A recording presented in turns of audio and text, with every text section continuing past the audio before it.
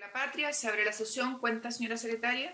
Sí, Presidenta, el Consejo Fiscal Autónomo hizo llegar el informe de evaluación y monitoreo del cálculo ajuste cíclico de los ingresos efectivos, estimaciones 2021.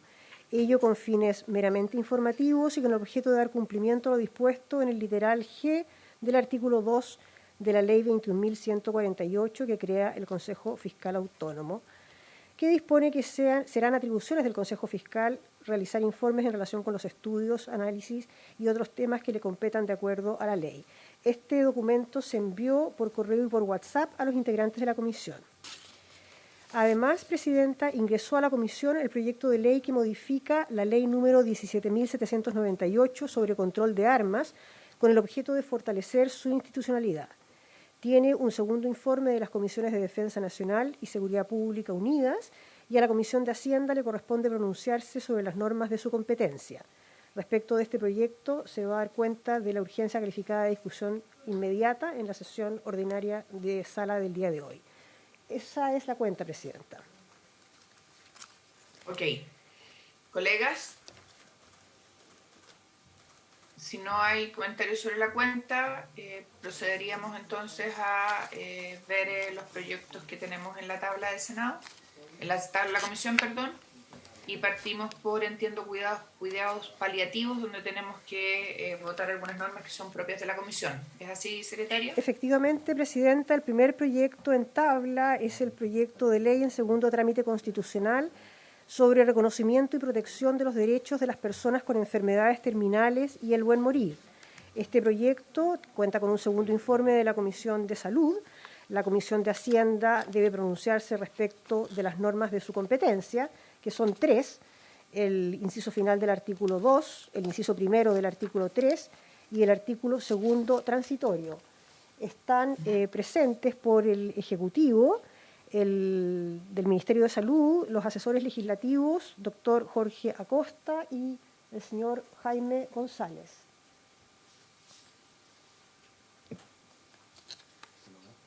Perfecto. Tal como usted lo señala, tenemos 3 artículos que votar en el proyecto de ley del buen morir, conocido así, y podríamos darle la palabra a la gente del Ministerio de Salud, ¿les parece? Muy bien. Ok.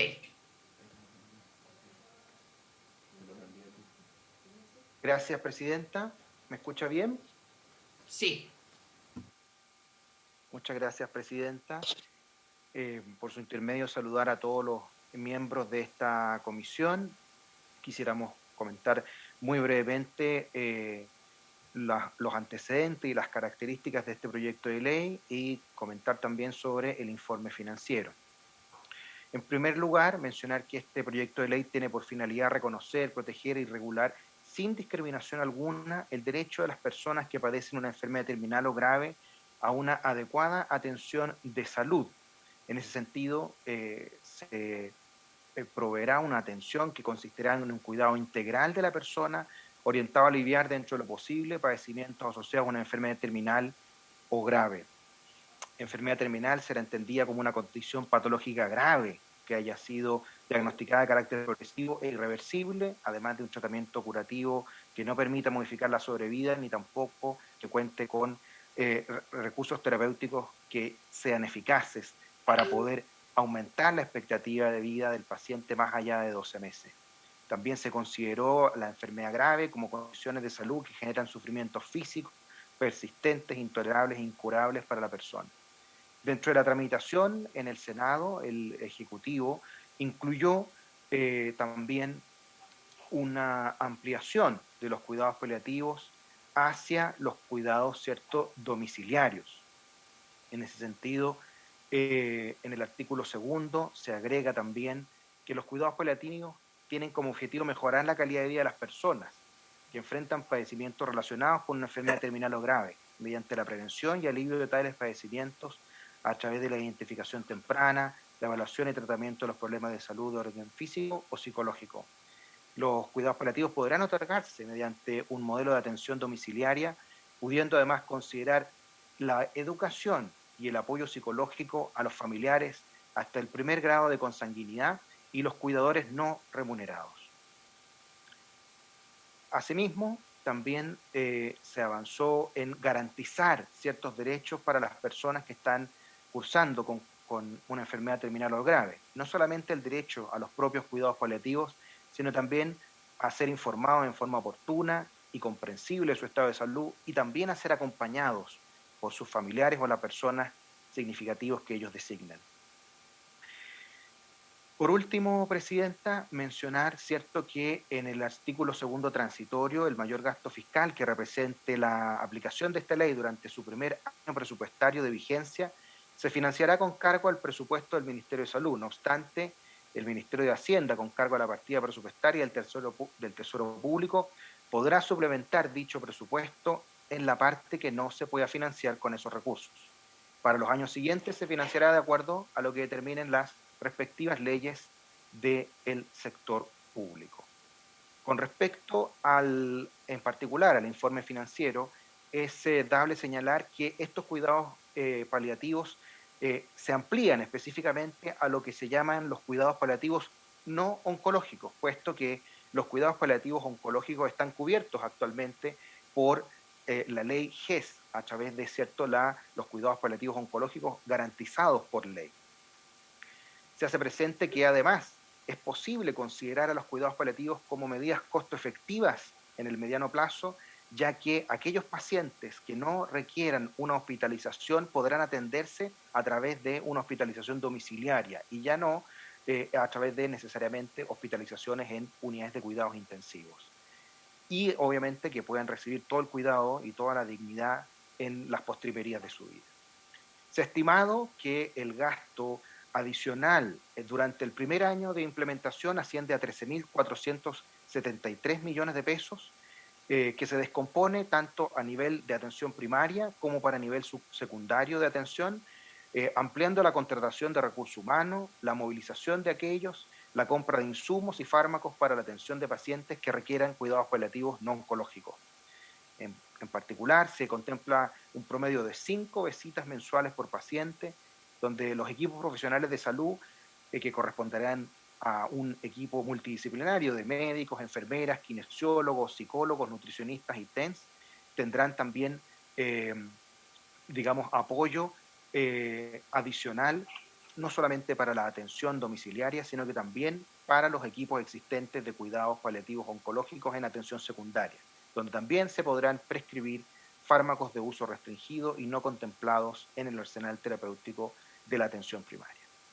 Se estima que durante el primer año se podrán atender a una cobertura de 2.471 pacientes y también en el informe financiero podrán ver el desglose de asignación de recursos en el primer año, tanto los ítems de recursos humanos, movilización, insumos y también fármacos tanto domiciliarios como hospitalarios. Solamente para resumir y para terminar, Presidenta, recordar que estos 13.473 millones de pesos son adicionales en la implementación del primer año y esperamos que, en los años venideros se puedan incorporar estos recursos también en la ley de presupuesto. Es todo cuanto puedo informar. Muchas gracias, Presidenta. Muchas gracias, doctor Jorge Acosta. Ofrezco la palabra. ¿No? Podríamos ver, Soledad, entonces, los artículos en particular que los proyectáramos.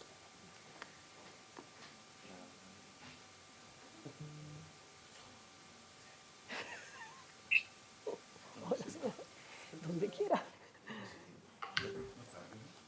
No está.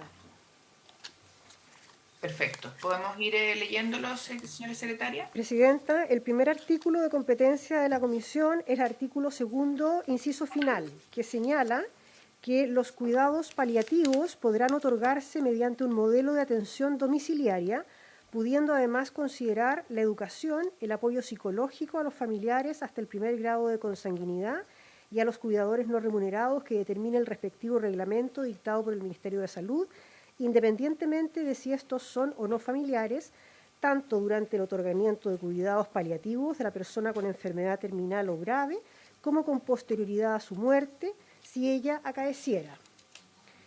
Le doy lectura, Presidenta, a las tres normas de inmediato y después se abre la discusión, ¿o quiere ir una a una? Yo leería, si les parece a los miembros de la comisión, leerlas todas, son 3, y si hay alguna duda o alguna objeción respecto de alguna la vemos, y si no las votamos en bloque, ¿les parece? Muy bien, presidenta. Bien, Gracias. está bien. Entonces, enseguida sería también de competencia de la comisión el artículo 3, inciso primero, que dispone que se reconoce que toda persona que padece una enfermedad terminal o grave tiene derecho a 1, cuidados paliativos cuando corresponda y en la forma establecida en los decretos, reglamentos, normas técnicas y guías clínicas elaboradas por el Ministerio de Salud. 2, ser informada en forma oportuna y comprensible de su estado de salud, pronóstico, del manejo de síntomas, formas de autocuidado y de los posibles tratamientos a realizarse. 3, ser acompañada por sus familiares o por la persona que designe en la forma que determine el respectivo reglamento.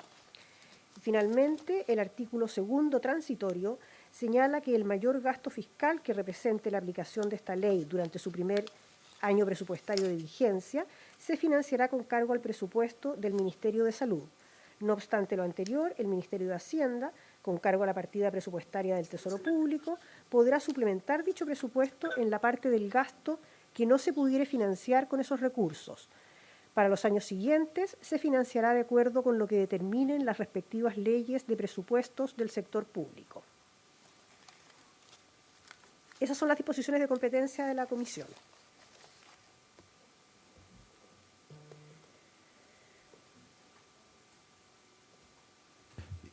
Perdón, presidente. Ok, ¿se ofrece la palabra? ¿Alguna duda? Sí. Yo creo que son claros los artículos. La única duda, presidenta, estoy acá. ¿Sí? ¿Por qué, los Sí, dos lo primeros, escucho. por qué eran de competencia de la comisión? Porque Porque el tercero es clave. Los claro. cuidados paliativos significan un gasto. De hecho, vienen señalados Eso está así en el transitorio, sí. No, el inciso, se agrega, el inciso al final, agregar eso. cuando se Ya. agregó eso, y lo recoge Ok. el informe financiero. Ya. Sí, Quería saber esto, presidenta, nomás, exactamente, pero me parece súper... sí. De hecho, fue cuando se incorporó eso que cambió el financiero. Aprovecho de pedir la palabra, ¿no? Sí. Sí, por supuesto. No, yo creo que este proyecto es bien, por lo menos para mí, muy significativo, ¿no? No le ha correspondido, a todos nos ha correspondido ver la situación de personas que están en esta situación, en esta dramática estado, y creo que como sociedad nos hagamos por lo menos lo que se pueda, porque son pasos iniciales, hacernos cargo de esta realidad, particularmente respecto a los enfermos terminales o graves y sus cuidados paliativos que suponen, y lo dice así el proyecto Un Buen Morir, me parece que apunta en un sentido humano muy profundo, y efectivamente se me decía la secretaria que al incorporar este tema es lo que hace que la comisión tenga que hacerse cargo, porque esto supone un gasto, obviamente, pero yo creo que esto va en la línea absolutamente correcta, y esperar que sea asumido con más fuerza las políticas públicas hacia adelante. Siempre los primeros pasos son así, pero creo que la sociedad tenía que hacerse de alguna manera asumirlo, y yo valoro que el Ministerio de Salud lo haya asumido de esta manera, porque creo que es muy relevante de aquí para adelante que esto sea una prioridad en materia de salud. Así que me parece que está bien inspirado, presidenta. Perfecto. ¿Alguien más? No, presidenta, la verdad que coincido con el proyecto, creo que es más que valorable, se hace cargo de algo bien complejo, y este proyecto y la materia que aborda no excluye ni, no sé si la palabra más correcta es complementa, pero no, respecto al proyecto de eutanasia que conocemos todos, entonces yo creo que pero esto es muy necesario a este proyecto, cualquiera que haya visto la realidad de no solamente la tercera edad, sino que la enfermedades graves terminales es muy difícil esa parte para el ser humano, ¿no? En general. Gracias. Presidenta, Sí.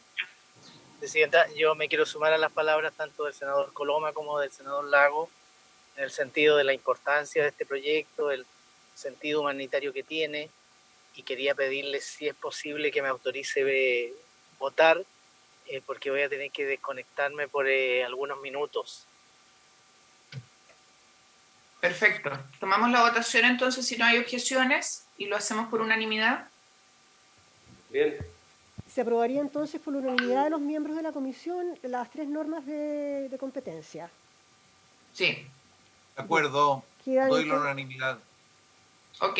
Quedan entonces aprobadas por la unanimidad de los miembros de la comisión las tres disposiciones de competencia de la comisión y despachado el proyecto a la sala. Así es. Muchas Muchas gracias, gracias, Presidenta, y pido excusas. Gracias. Ok. Perfecto. Pasemos al segundo punto de la tabla, secretaria. Presidenta, el segundo punto en tabla es el proyecto de ley que regula las aplicaciones de transporte remunerado de pasajeros y los servicios que a través de ella se prestan. Este proyecto se encuentra también en la Comisión de Hacienda para que se pronuncie respecto de las normas de su competencia. Se celebraron el año 2020 3 sesiones en que se escuchó a diversos gremios e invitados, y para la sesión del día de hoy habían solicitado audiencia Cabify y Achiplam. Finalmente Cabify no pudo concurrir. Estar presente Achiplam, Asociación de Plataformas de Movilidad. Y en la última sesión celebrada el año pasado respecto de esta iniciativa, el senador García había solicitado que se convocara a la directora del Trabajo y al director del Servicio de Impuestos Internos, razón por la cual también están presentes en la sesión del día de hoy, tanto el Servicio de Impuestos Internos como la Dirección del Trabajo y Asociación de Plataformas de Movilidad Achiplam, que traen una presentación. Ofrecemos entonces la palabra, si les parece, a los miembros de la comisión en el orden de los invitados que ha sido expuesto por la secretaria. Primero está entonces el director del Servicio de Impuestos Internos. Ok. Oye, perdón, Sí, Ricardo. por deferencia solamente al senador García, que fue el que solicitó, entre otras cosas, que viniera nuestro trabajo y el director de impuestos internos, y él tuvo que ausentarse temporalmente de la comisión. Entonces no sé si vale la pena llamarlo, o yo lo llamo para que... Llámalo tú y le avisas, ¿te parece? Sí, me parece. Sí.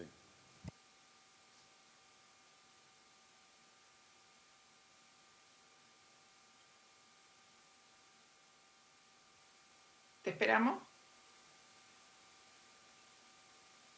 Denle nueva, pues, o sea, no vamos a dejar esperando al director de impuestos internos tampoco.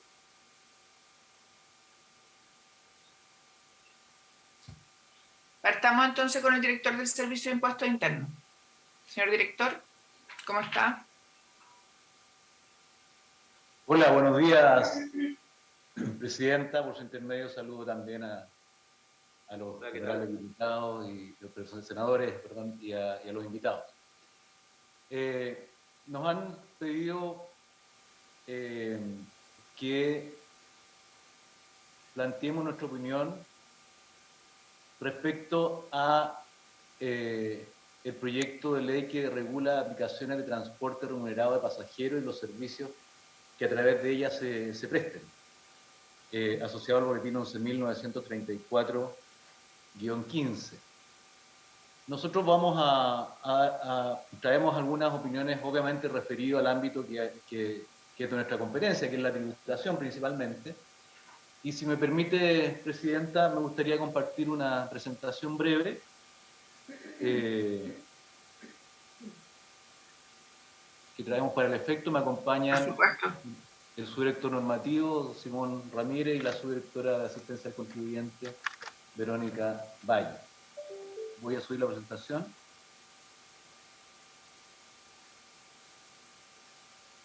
¿La ven? No.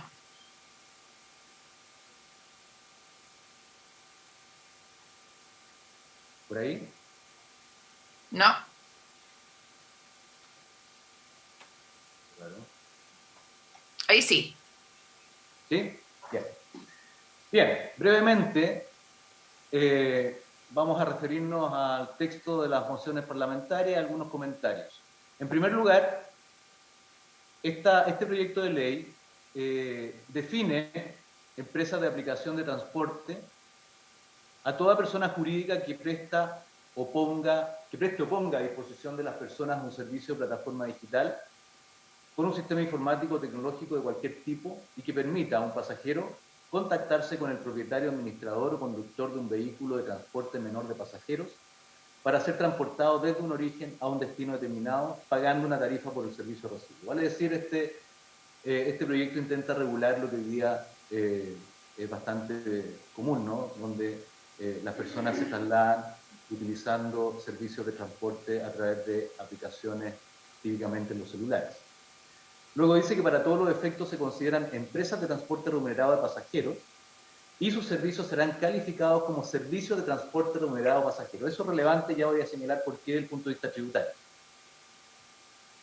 Crea un registro electrónico de nómina de estas empresas y de conductores habilitados a cargo de la Subsecretaría de Transporte, donde dentro de algunos antecedentes señala que estas empresas deben estar constituidas en el país, incluyendo, entre otros, su razón social, rol único tributario y domicilio en Chile.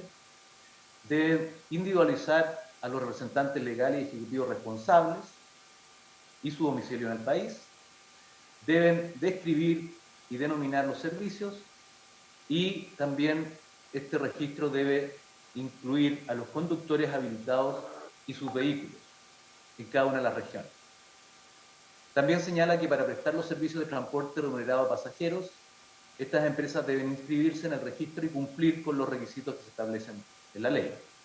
También señala que deben registrar y mantener a disposición del Ministerio de Transporte y Telecomunicaciones información sobre sus operaciones y establece también que el Ministerio de Transporte y Telecomunicaciones debe informar anualmente al Servicio de Impuestos Internos, en la forma en que el servicio determine vía una resolución, los antecedentes de que disponga en el registro sobre conductores habilitados y los vehículos adscritos por cada región. Finalmente, establece sanciones a estas empresas y a los conductores que no cumplan con las obligaciones legales, en particular con el registro. Eso es básicamente, en términos muy resumidos, lo que establece el proyecto. ¿Qué comentarios nos surgen a nosotros, Presidenta, por su intermedio? Bien, en primer lugar, el hecho que se establezca que este tipo de empresas deban constituirse en Chile implica, por una parte, la tributación en renta como cualquier otro contribuyente, tanto para primera categoría como impuestos finales. Y, importante precisar que al estar estas empresas ahora constituidas en el país, no van a quedar afectas, como hoy, a el impuesto a los servicios digitales.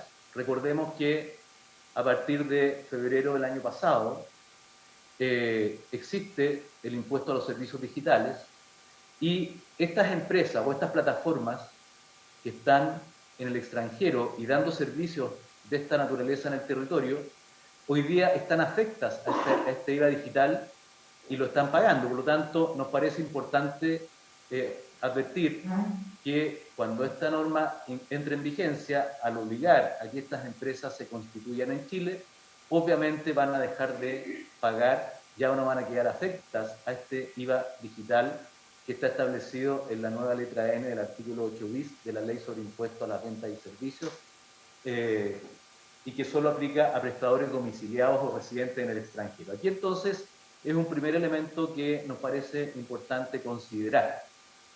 Estas empresas, como digo, por el hecho de estar hoy día prestando servicios desde el extranjero, por estar domiciliados o residentes en el extranjero, están pagando este IVA digital y al trasladarse y fijar su residencia en el país, obviamente no les aplicaría este IVA digital, pero sí les aplicaría básicamente el impuesto a la renta. Y lo otro, que como la ley señala que para todos los efectos se consideran empresas de transporte remunerado de pasajeros y sus servicios serán calificados como servicios de transporte remunerado de pasajeros, claramente entonces no van a estar afectas al IVA en el territorio, sino que van a estar exentas de IVA por el número 3 del artículo 13 de la Ley de Impuesto a la Venta y los Servicios, que libera entonces de IVA a las empresas de movilización urbana, interurbana, interprovincial y rural respecto de los ingresos provenientes del transporte de pasajeros. Entonces, es importante señalar que, por una parte, al radicarse estas empresas ahora en el país, van a dejar de pagar el IVA digital, pero por ser consideradas empresas de transporte, no van a quedar afectas al IVA en forma local, ¿no? Luego, otro comentario es que la ley no regula la situación tributaria de los conductores. Por lo tanto, nosotros entendemos que por aplicación de las reglas generales, debiera entenderse entonces que para el conductor la renta siempre será de fuente chilena porque proviene del ejercicio de una actividad en Chile, pudiendo tributar como trabajador dependiente o independiente según cómo se estructure entonces su relación contractual con esta empresa.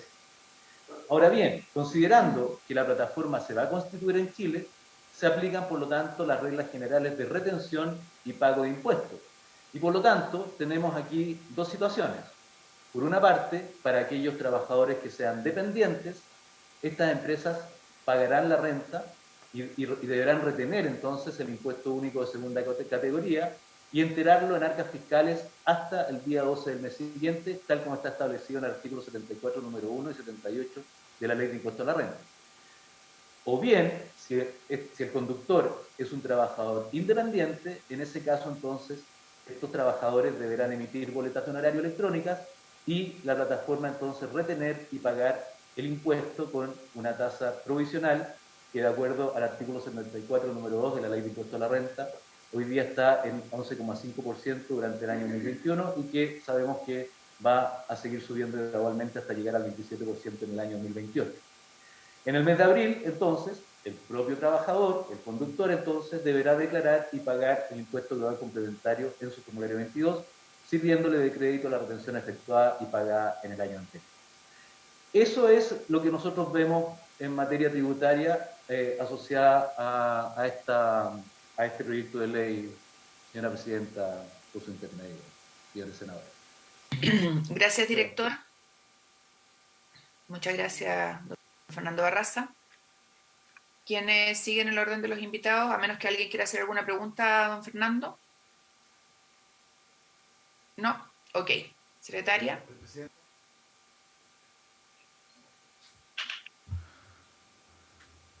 Presidenta. Sí, bueno. Sí, senador Coloma. Para el señor director, pero al final en el sumando y restando, ¿cuál es la situación en que quedan los pagos de IVA? Porque entiendo que se limita, o sea, se elimina el digital y se aplica la norma general que lo exime en la práctica de IVA, ¿cierto? ¿Eso cuál es el efecto económico si uno pudiera poner una línea en algún lado? No, el efecto económico es que se va a producir una merma en esa parte de la recaudación, puesto que estas empresas hoy día están pagando y al aplicarse esta ley, en el IVA particularmente, no van a pagar. Sin embargo, debieran pagar por la renta, no tenemos cálculo en estimaciones, ¿no? A eso me refería, director, porque me imagino que eso de alguna manera, la renta debería, no sé si más que compensarse, eso es una expresión mía, digamos, ¿no? Claro, pero hasta aquí desconocemos cuáles pueden ser las utilidades de estas empresas, por lo tanto no es tan simple el poder hacer estimaciones de esa naturaleza, senador por su intermedio. O sea, podrían quedar mejor, comillas. Claro. Podrían, no sé. Por eso no, pero por lo menos sí saber eso, como no sabemos cuál va a ser lo que pagarían por impuesto a la renta de manera ordinaria, regular, lo que sí sabemos del respecto al proyecto es que en materia de IVA sí tienen queda liberado del pago.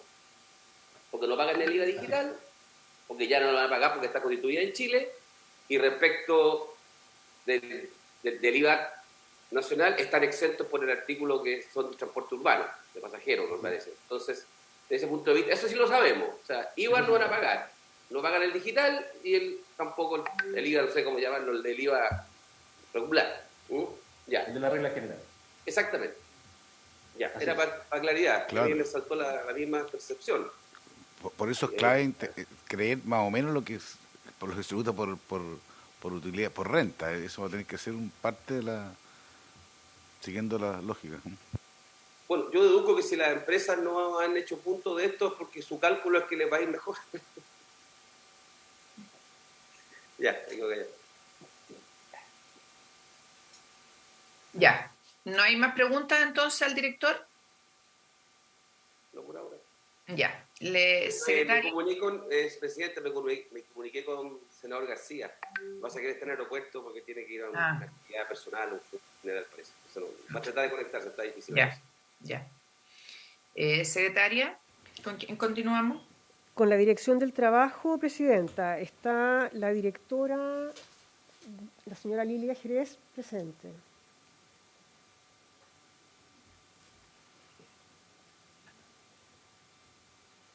Buenas tardes, Presidenta. Buenos días, perdón. Buenos días, Presidenta. Buenos días a la Comisión. Buenos días. Presidenta, bueno, a la Dirección del Trabajo se le ha solicitado dar la opinión sobre este proyecto de ley que está, ¿cierto?, en el boletín 11.934.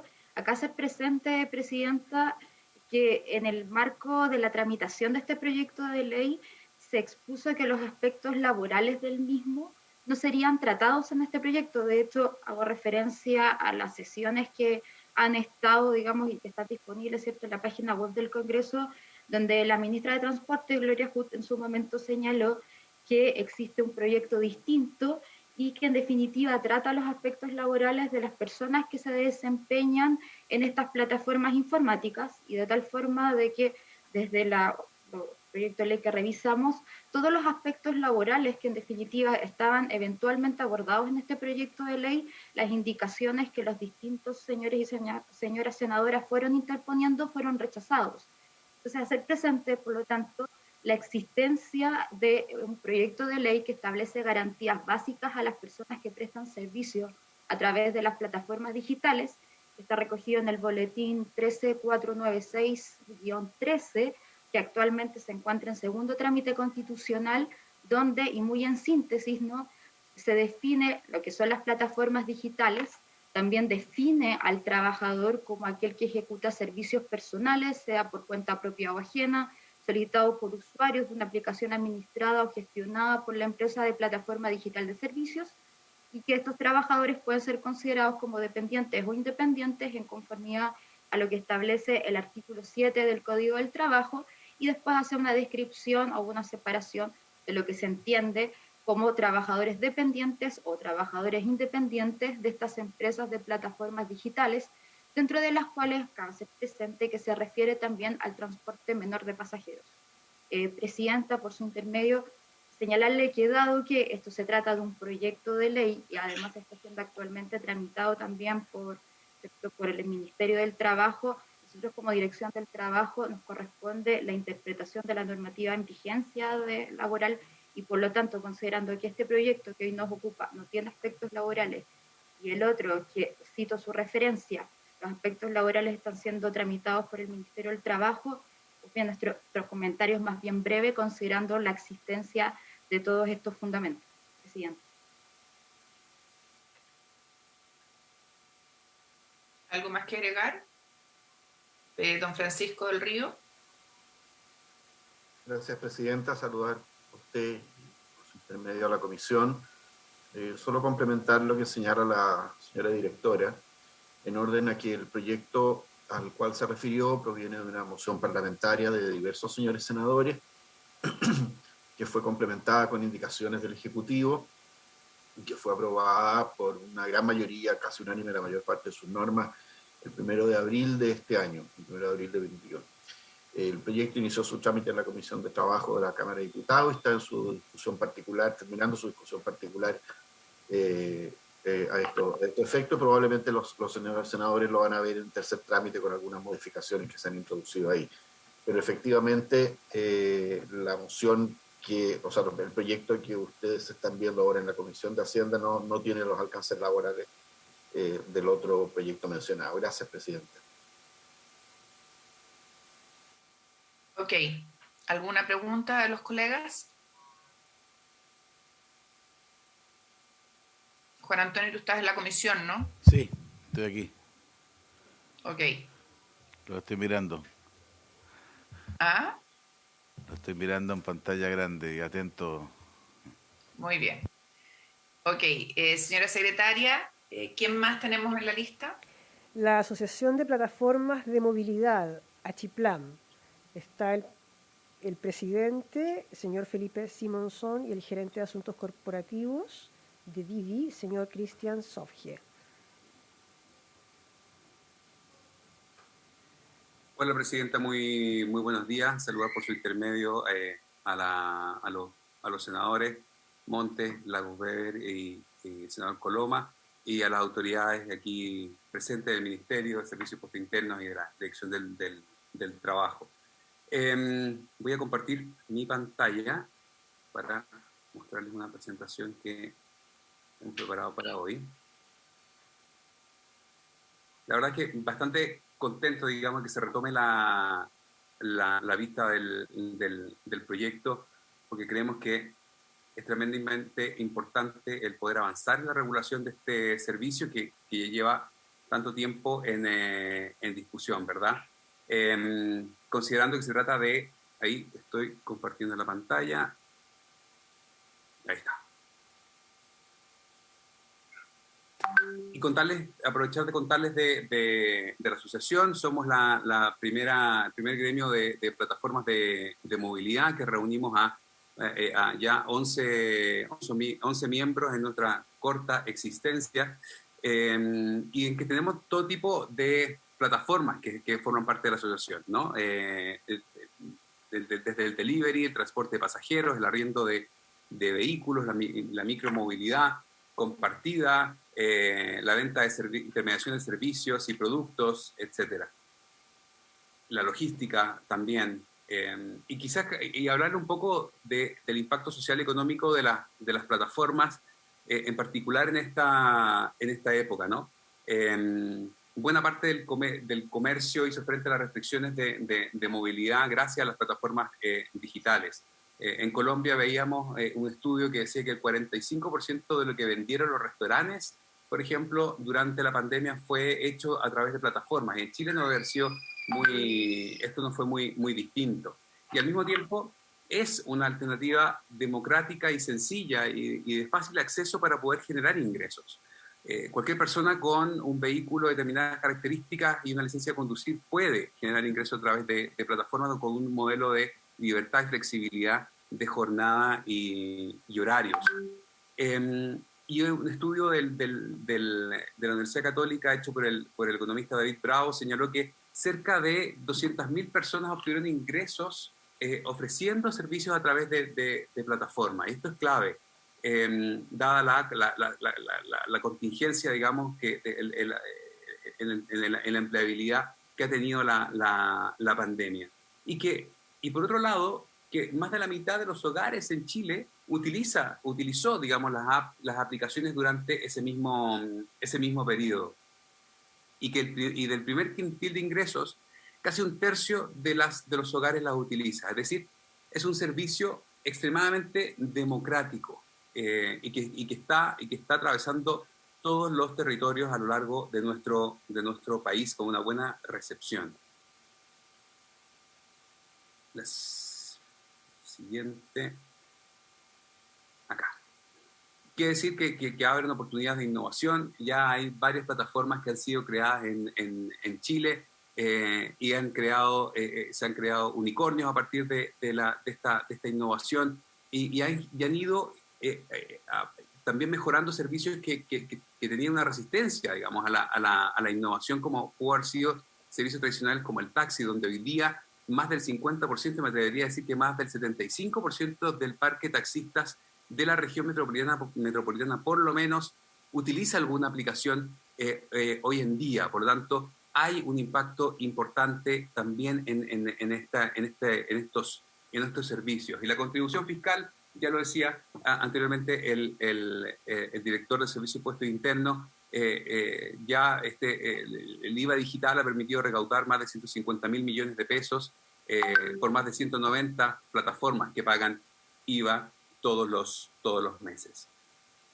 ¿Y qué valoramos del proyecto? Primero, que formaliza una actividad hoy día económica relevante. Ya veíamos la cantidad de personas que se dedica a esta actividad, la demanda que existe también de los usuarios, y también entender que se trata de una de los anhelos o las demandas más urgentes de los conductores y las conductoras del país.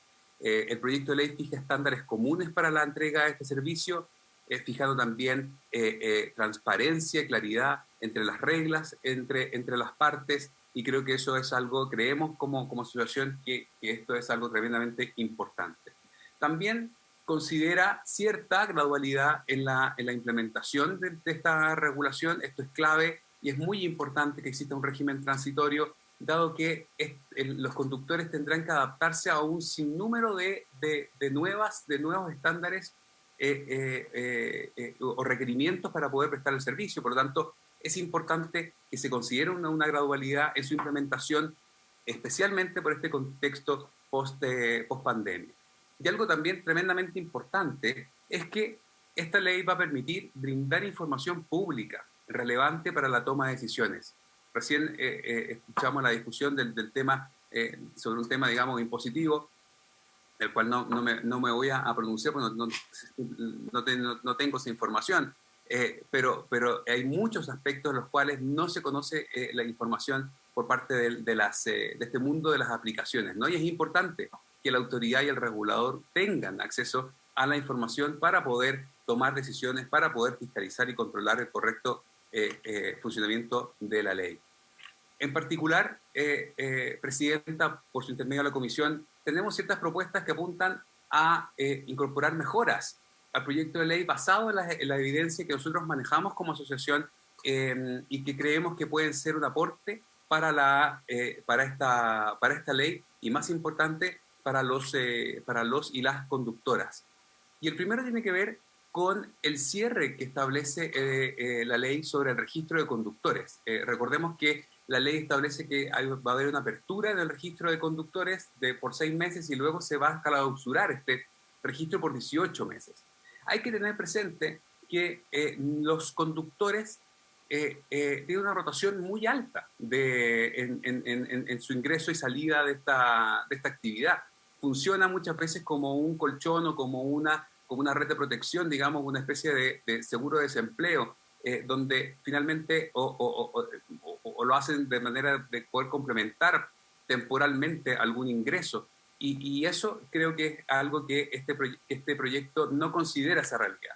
Además, todas las aplicaciones, digamos, incumbentes tendrán un espacio de competencia, un espacio competitivo ganado a los nuevos entrantes que tendrán que luchar por lograr conseguir, digamos, el registro de conductores, dado que si estuviese cerrado no habría disponibilidad de nuevos conductores, de manera tal que nos parece que esto podría también al mismo tiempo generar por un lado puede generar mercados negros de cuentas, cosa que hemos visto en algunas aplicaciones que sucede, y eso que se lucha permanentemente contra eso. Y además también a restringir el parque de conductores se genera precios mayores, el servicio deja de ser lo democrático que hoy es, y también la calidad del servicio sufre, digamos, un impacto. ¿Qué es lo que creemos nosotros? Creemos que, por supuesto, eliminar este cierre de manera tal de que o al menos extender, digamos, la transitoriedad de la apertura de este registro en las mismas condiciones que está establecido en el régimen temporal de los artículos transitorios, es decir, 36 meses, de manera tal que el Ministerio tenga toda la información a la vista, que entendamos, digamos, cómo funciona esta industria, y con esa información poder tomar decisiones sobre la limitación eventual a un registro de conductores. De manera tal que esto también no sufra, digamos, esta industria no sufra algún impacto que no esperemos, digamos, de la implementación de la ley. Sobre la antigüedad de los vehículos, Presidenta, creemos que debemos tomar en consideración la realidad tanto nacional como internacional en esta materia. La realidad nacional dice que nuestro parque vehicular está bordea los 9 años de antigüedad, más o menos. Y en ese sentido creemos que el limitar por 3 años o 6 transitoriamente, como está hoy día establecido en la ley, es algo que afectará también a los conductores, porque los obligará, en un contexto como el de hoy día además, a tener que renovar su vehículo. Y no sé si la ley o una ley sustentable es una ley que de alguna manera fomente la renovación de vehículos que están en perfecto estado y que están prestando un servicio que, no sé, nosotros mismos quizás tenemos autos que exceden esa cantidad de años y funcionan perfectamente. Entonces, no sé si es que la ley debiera ser un promotor de renovación de vehículos, dado el contexto además que los precios hoy día se estima que están casi 50% más caros que hace un año. Entonces, quizás ahí revisar ese criterio o ese requisito y ver si es que tiene algún tipo de sentido considerando la realidad actual. Además, en el mundo, las distintas regulaciones de este servicio establecen en promedio 10 años de antigüedad. Fijan, digamos, 10 años de antigüedad como máximo para esta industria. Siguiendo con el tercer punto, tiene que ver con la licencia de conducir profesional. El proceso de obtención de una licencia profesional es extremadamente extenso. En promedio son 150 horas de curso. Es cierto que el Ministerio se comprometió a fijar y está avanzando en la obtención de maneras más sencillas y más simples y también digitales de poder obtener, hacer el curso, digamos, de conducción profesional, pero sigue siendo algo que creemos que hay que evaluar, considerando que en general los conductores en promedio se conectan entre 3 y 4 horas al día. Por tanto, y por un tiempo limitado de tiempo, o sea, no es indefinido. Por lo tanto, el costo transaccional que tiene el tener la obligación de hacer este curso, de pronto también es desbalanceado respecto a cuánto es lo que van a utilizar, por así decirlo, esta licencia de conducir profesional. En ese sentido, creemos que avanzar en medidas como la certificación de competencias ad hoc, que es algo que planteó en alguna sesión el Automóvil Club de Chile, es algo que debiéramos poder evaluar y considerar, porque hoy día, algo muy relevante, menos del 20% de los socios conductores tiene una licencia profesional. Entonces, el forzar esto, creemos que además debiera considerar también, en el caso de mantenerse, una extensión también para poder ponerse al día para poder obtenerla. De otra manera, caemos también en este tipo de cosas de donde sabemos que hay un cierto lugar donde hay mercado negro, digamos, de licencia de conducir profesionales, y en ese sentido creo que tampoco es un aporte, ¿no? O sea, forzar algo que finalmente queremos que el servicio sea prestado de buena forma, de forma de calidad, con seguridad, y en ese sentido quizás la certificación de competencias pudiera ser un camino que debiera poder evaluar la comisión.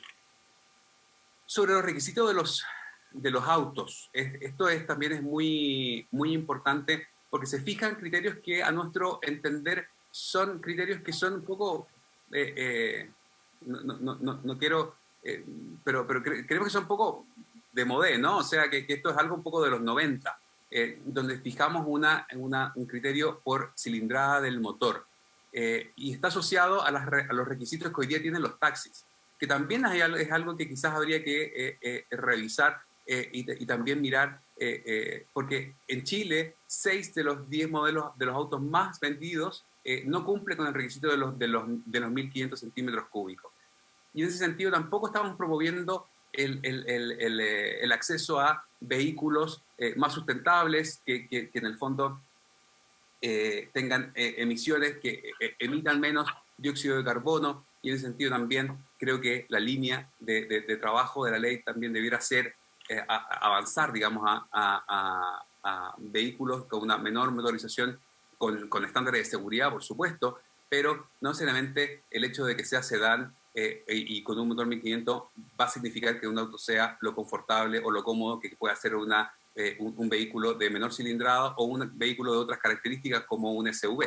Y en ese sentido creemos que la neutralidad, por así decirlo, en este aspecto podría ser un camino, o de otra manera brindar el tiempo adecuado a los conductores para poder adecuarse a esta normativa. Como vemos, todas las cosas que estamos aquí mirando tienen que ver con requisitos que están impuestos finalmente a conductores.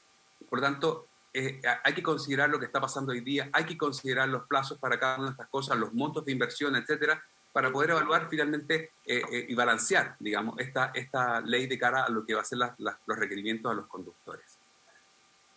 Acá hay algo que creo que hay que hacer un doble clic, porque este tema va en contra de todas las tendencias mundiales en movilidad compartida. O sea, el futuro del transporte es limpio, es compartido, para que sea sustentable, ¿verdad?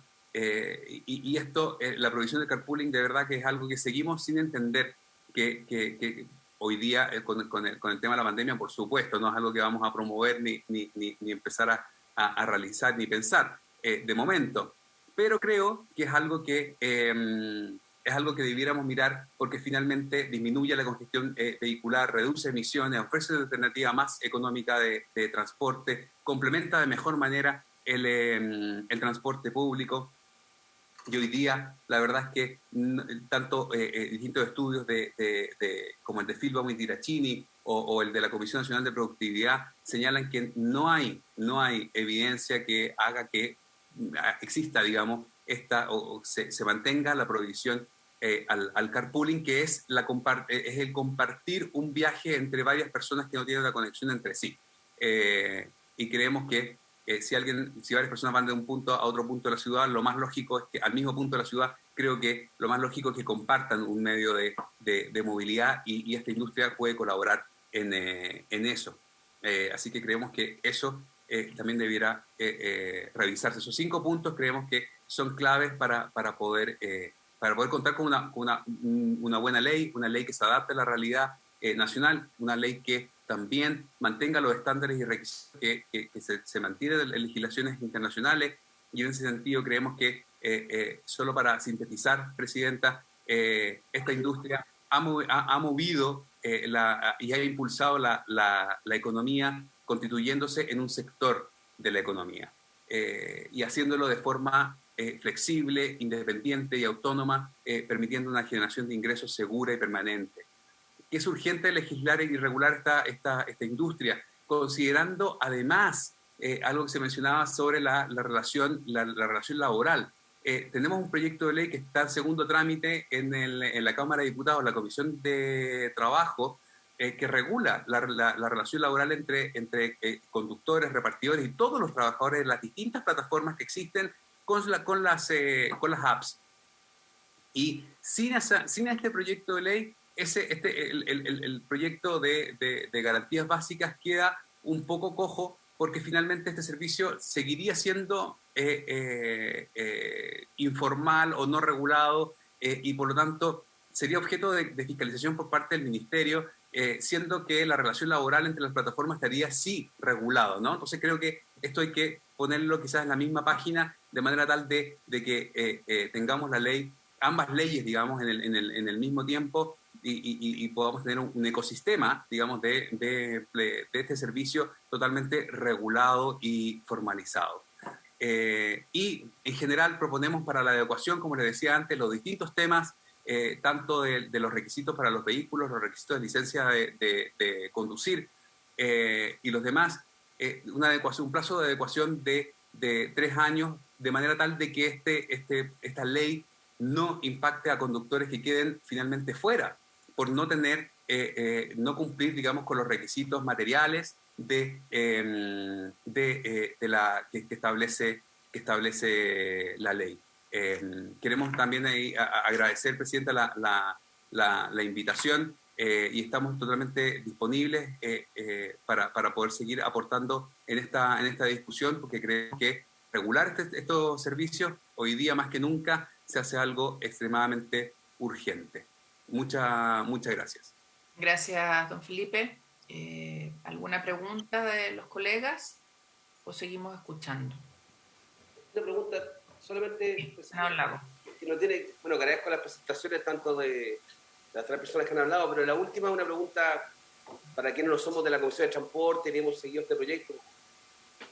¿A qué se refiere cuando dice que está prohibido el carpooling? Yo sé que no le gusta. Lo que quiero que me pueda ayudar usted a que me dé el argumento que tienen aquellos que favorecen la prohibición del carpooling, para entenderlo, no para justificarlo. ¿O qué entiende usted de por qué se quiere prohibir? La verdad, senador, que por su intermedio, presidenta, es que no se entiende hoy día que se prohíba un servicio que finalmente lo que hace es disminuir la cantidad de autos en la calle, que ofrece una oportunidad de transporte más barato y que hace que y que sea más limpio. Ahí quizás el ministerio podría responder, porque la verdad es que es inentendible. O sea, no hay país en el mundo que se prohíba expresamente este servicio de carpooling, que no es otra cosa que coordinar a muchas personas por la aplicación que van de un mismo punto a otro mismo punto para que compartan un viaje.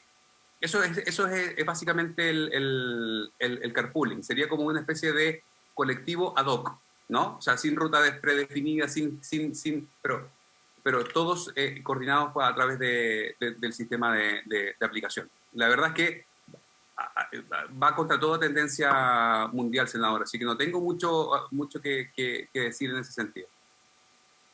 Okay. Está bien, vamos a preguntarle el transporte, pero debe tener que ver seguramente con las regulaciones, con la seguridad de los pasajeros. Estoy tratando de inventar algo, yo no soy experto en esto, tendrá que ver tal vez si hay unos seguros involucrados contra terceros, qué sé yo, algo debe ocurrir, por eso está regulado el transporte de alguna forma, pero bueno, está bien. No es que le lleve la contra, es para entender, porque efectivamente en muchos países el carpooling se incentiva, pero no sé si se incentiva que sea remunerado.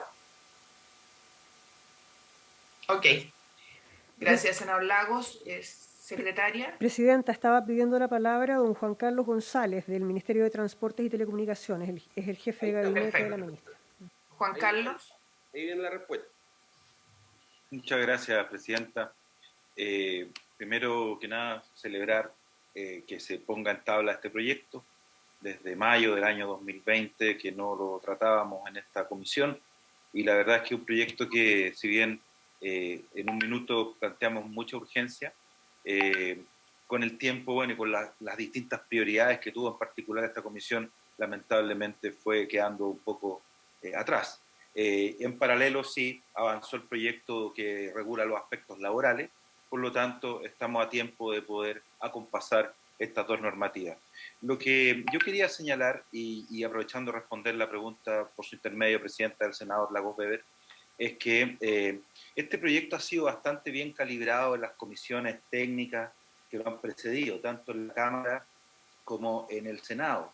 Se invitó a todos los gremios, se han recibido informes de expertos, de legislación comparada, en fin, ha tenido un buen equilibrio y si bien, por lo cual nosotros esperamos que en esta instancia, esta comisión, no generemos una apertura al 100% de los distintos contenidos del proyecto, porque esto viene de todo un proceso de diálogo que ha sido bastante fructífero.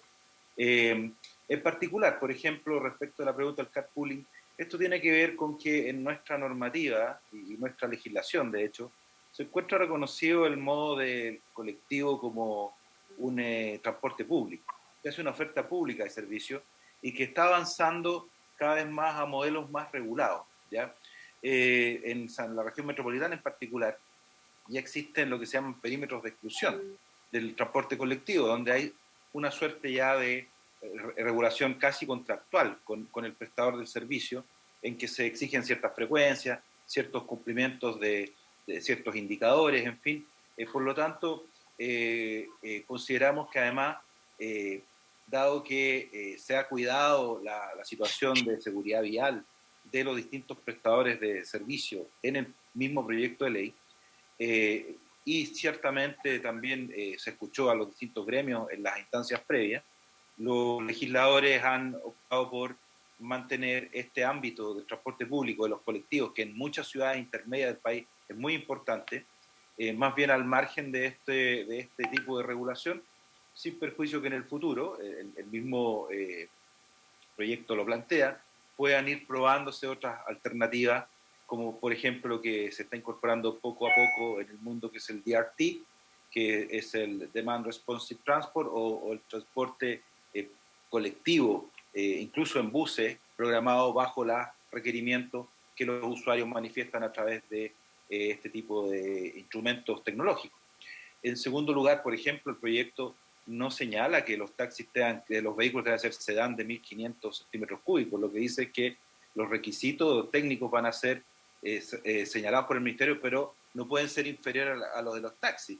Eso protege dos bienes jurídicos: la seguridad vial, la seguridad de los pasajeros, y en segundo lugar, que haya una cancha equilibrada entre los distintos ofertas de transporte, de transporte remunerado privado, por así decirlo, ¿no? De pasajeros. Por tanto, senadora, presidenta, nosotros expusimos hace más de un año los distintos contenidos de este proyecto.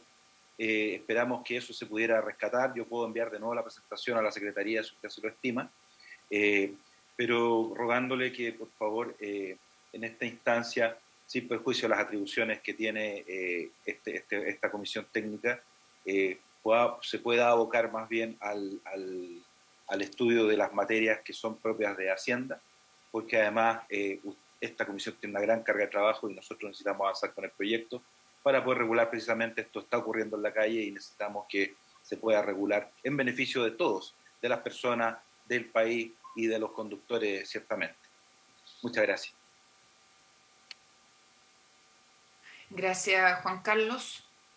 No sé, senador Lagos, si quiere hacer alguna pregunta adicional. No voy a abocar a los aspectos propios de la Comisión de Hacienda. Ok. Gracias, senador. Presidenta. Secretaria. Presidenta.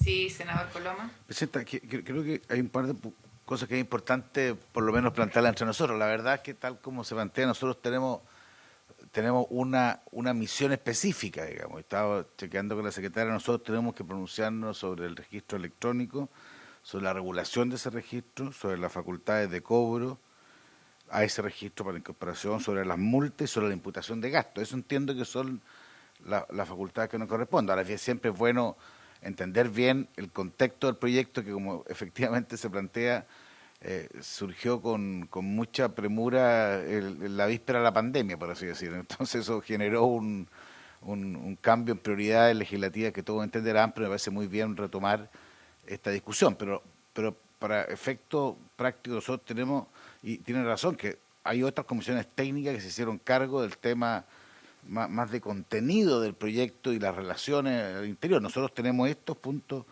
específicos y yo no quiero dejar pasar la oportunidad a quien acaba de exponer, que fue la exposición que ilustra, porque él planteó que efectivamente no podía saber cuánto podían ser los recursos que se obtengan por la renta que pasa a reemplazar entre comillas, respecto a los 150.000 millones de pesos que hoy día se pagan por el IVA específico, voy a llamarlo de esa manera. ¿Usted nos puede tratar de avanzar un poco en esa línea? Si bien puede no tener la respuesta, pero sí poder por lo menos tener una idea, porque eso tiene que ver con temas fiscales.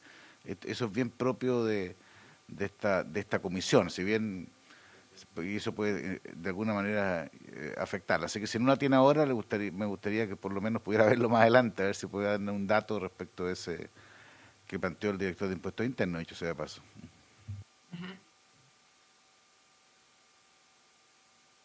No sé si pueden responder. Perdón, la pregunta dirigida iba don Felipe, la verdad. Iba don Felipe. Perdón, senador, por su intermedio, presidenta. La verdad es que levantar estos datos de utilidades y finalmente de renta de las empresas escapa un poco a los objetivos de la asociación gremial, porque sería levantar información de cada uno de las...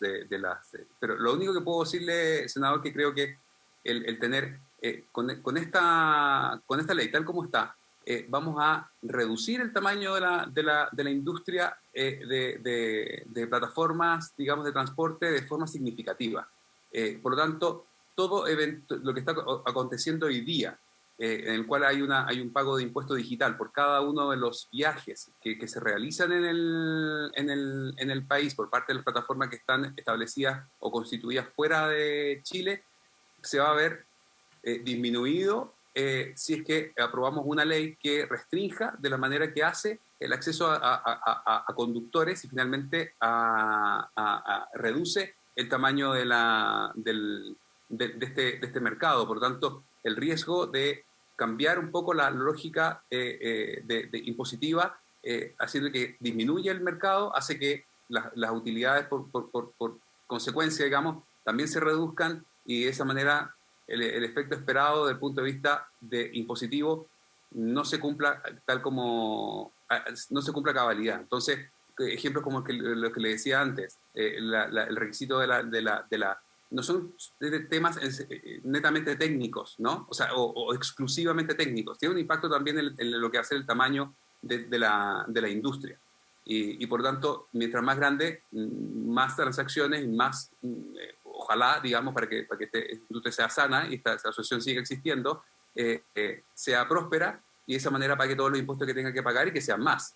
Pero si tenemos las restricciones que tienen que ver con los vehículos, con las condiciones que fija actualmente el proyecto, el mercado se va a reducir de forma importante.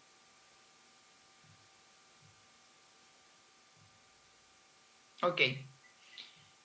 Secretaria. Presidenta, entiendo que le habían solicitado la palabra directamente don Luis Dubó.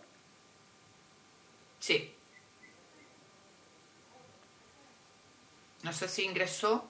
Sí, ingresó, no, pero está sin cámara. Está sin cámara. Sí. Ahí la activó.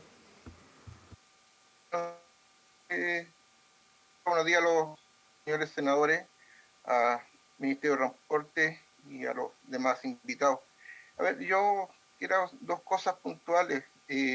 Primero, creo que en el tema del IVA, del exento IVA, no tengo el número de la ley, pero parece que lo que están exentos de IVA en este momento es el transporte que está regulado bajo el decreto 212, ¿ya? Que es transporte público. ¿Ya? No sé cuál será la forma que tiene el transporte privado, las empresas privadas, el tema del pago de IVA. Y lo segundo, que es respecto al tema laboral. Aquí hay una relación laboral entre las empresas, porque son empresas privadas, ¿ya? las que estas empresas de aplicaciones, y los conductores son dependientes de esa empresa, porque a diferencia del transporte público, el pasajero no lo toman de manera libre o de libre albedrío en la vía pública, sino que los pasajeros son entregados a través de estas empresas a los conductores. Ellos no andan circulando en la calle libremente y captando pasajeros, como sucede con el transporte público y el que está regulado bajo el decreto 212. Así que son dos temas que hay que tener en cuenta en el momento de ver esta regulación respecto de lo que es impuesto y lo que es el tema laboral. El tema laboral, cierto, corresponde al Ministerio la Comisión de Trabajo a través del proyecto que se está discutiendo también. Y son esas dos cosas solamente. Bueno, y para el señor Simonson, a nosotros respecto del transporte de la categoría del vehículo, nosotros estamos regulados, por lo tanto no creo que ellos quieran pasar por sobre lo que ya está regulado para el transporte público remunerado pasajero a través del decreto 212. Y también, si se habla de querer descongestionar las vías públicas, el que no tengan una limitación de vehículos ellos respecto a lo que no tenemos nosotros, y eso lo tiene muy claro el Ministerio de Transporte, sería absurdo dejar una libertad de ingreso de vehículos a través de estas empresas, mientras que el transporte público a través del decreto 200 está regulado y además está congelado por 5 años. Eso más que nada, Presidenta, son dos puntos para que poder tener en cuenta y poder analizarlo un poquito más en el momento de tomar las decisiones en la comisión, ¿cierto?, respecto de lo que incumbe a Hacienda. Gracias por el tiempo, ¿cierto?, y por la oportunidad de poder plantear estos dos puntos bien importantes. Muchas gracias, don Luis. Secretaria. Presidenta, no hay más invitados respecto de este proyecto. Nos queda todavía uno. De acuerdo a las normas de competencia nuestra, ¿cuáles son los artículos que tenemos que votar? Yo los tengo anotados, pero me gustaría que los pudiera decir a los miembros de la comisión. El artículo 2, el artículo 3, inciso 3, el artículo 7, inciso 1, los artículos 12, 13 y 14 y el artículo 5 transitorio. Colegas, tenemos dos opciones. Podemos dejar pendiente la votación para la próxima semana o ver los artículos ahora y proceder a votar. Yo prefiero dejarlo, Presidenta, pendiente para la próxima semana y así le damos la oportunidad también al senador García, que está perfecto, un tema muy puntual y coyuntural, para que tenga la posibilidad de procesar lo que nos han compartido acá. Todo, incluido lo que nos señalaba recientemente con Luis Hugo también, ¿no? ¿Les parece, colegas? Y pasamos a exponer al profesor Gijena en el otro tema que nos compete. ¿Sí? Ricardo, ¿puedes presidir tú? Porque voy a cambiar de equipo mientras tanto. ¿Ya? Gracias. El profesor está, don Fernando Barraza. Sí, me despido, Presidenta. Nada, gracias. Pero yo creo que es importante que escuche al profesor Gijena, don Fernando. Sí, pero lamentablemente tengo un compromiso de la próxima. Estoy molestando. Le preguntaré, Presidenta. Gracias. Gracias a todos nuestros invitados y a la gente del Ministerio de Transporte y de Trabajo. Muchas gracias. Chao, buen día. Ricardo, entonces quedas presidiendo tú y el profesor Gijena ya está. Sí, Presidenta. Están en el proyecto sobre datos personales, están invitados la señora Macarena Gatica y el señor Renato Gijena. Está presente también el Ministerio de Hacienda a través de su coordinador legislativo, don José Ahí Riquelme. lo vemos, José Riquelme. Está con el pelito cortito. Somos dos, ya. Ya, bueno, vaya a ser por presidente para que vuelva. Sí, vuelvo, ya.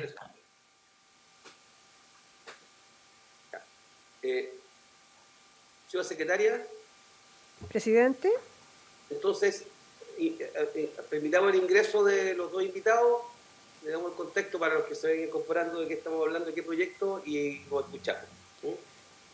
Presidente, entonces el tercer proyecto en tabla es el que regula la protección y el tratamiento de los datos personales y están invitados a exponer en esta ocasión la abogada señora Macarena Gatica y el abogado señor Renato Gijena.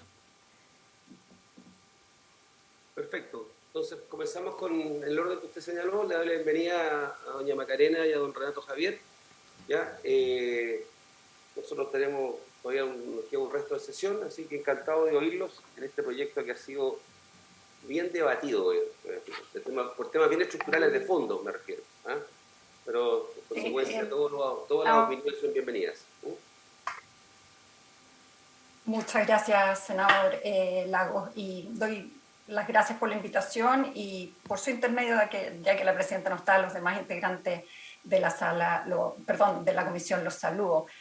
Voy a compartir pantalla para presentar.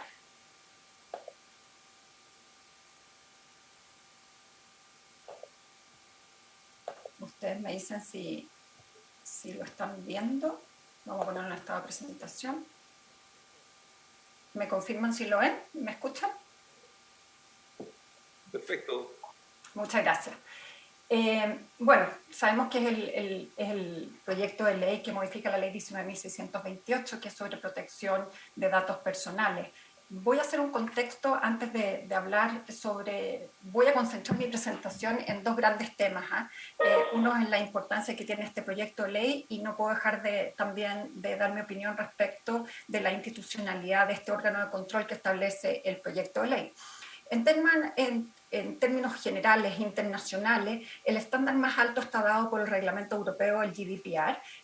A contrario, tenemos en Estados Unidos, donde si bien existen normas de carácter estatales, es decir, que se han ido dictando por estados, no existe una norma de carácter federal, salvo respecto de lo que es HIPAA, que relaciona los temas de salud y temas relacionados con seguros de salud, ¿ya? Y establece todo un estándar en cuanto a la seguridad de la información, del flujo que se necesita. En cuanto a las normas que se han ido dictando en los estados, tenemos, bueno, en California, recientemente en Colorado, en Virginia, y tenemos también en el estado de Illinois, DIPA, que es una normativa bastante peculiar, diría, porque regula estrictamente los datos biométricos, ¿ya?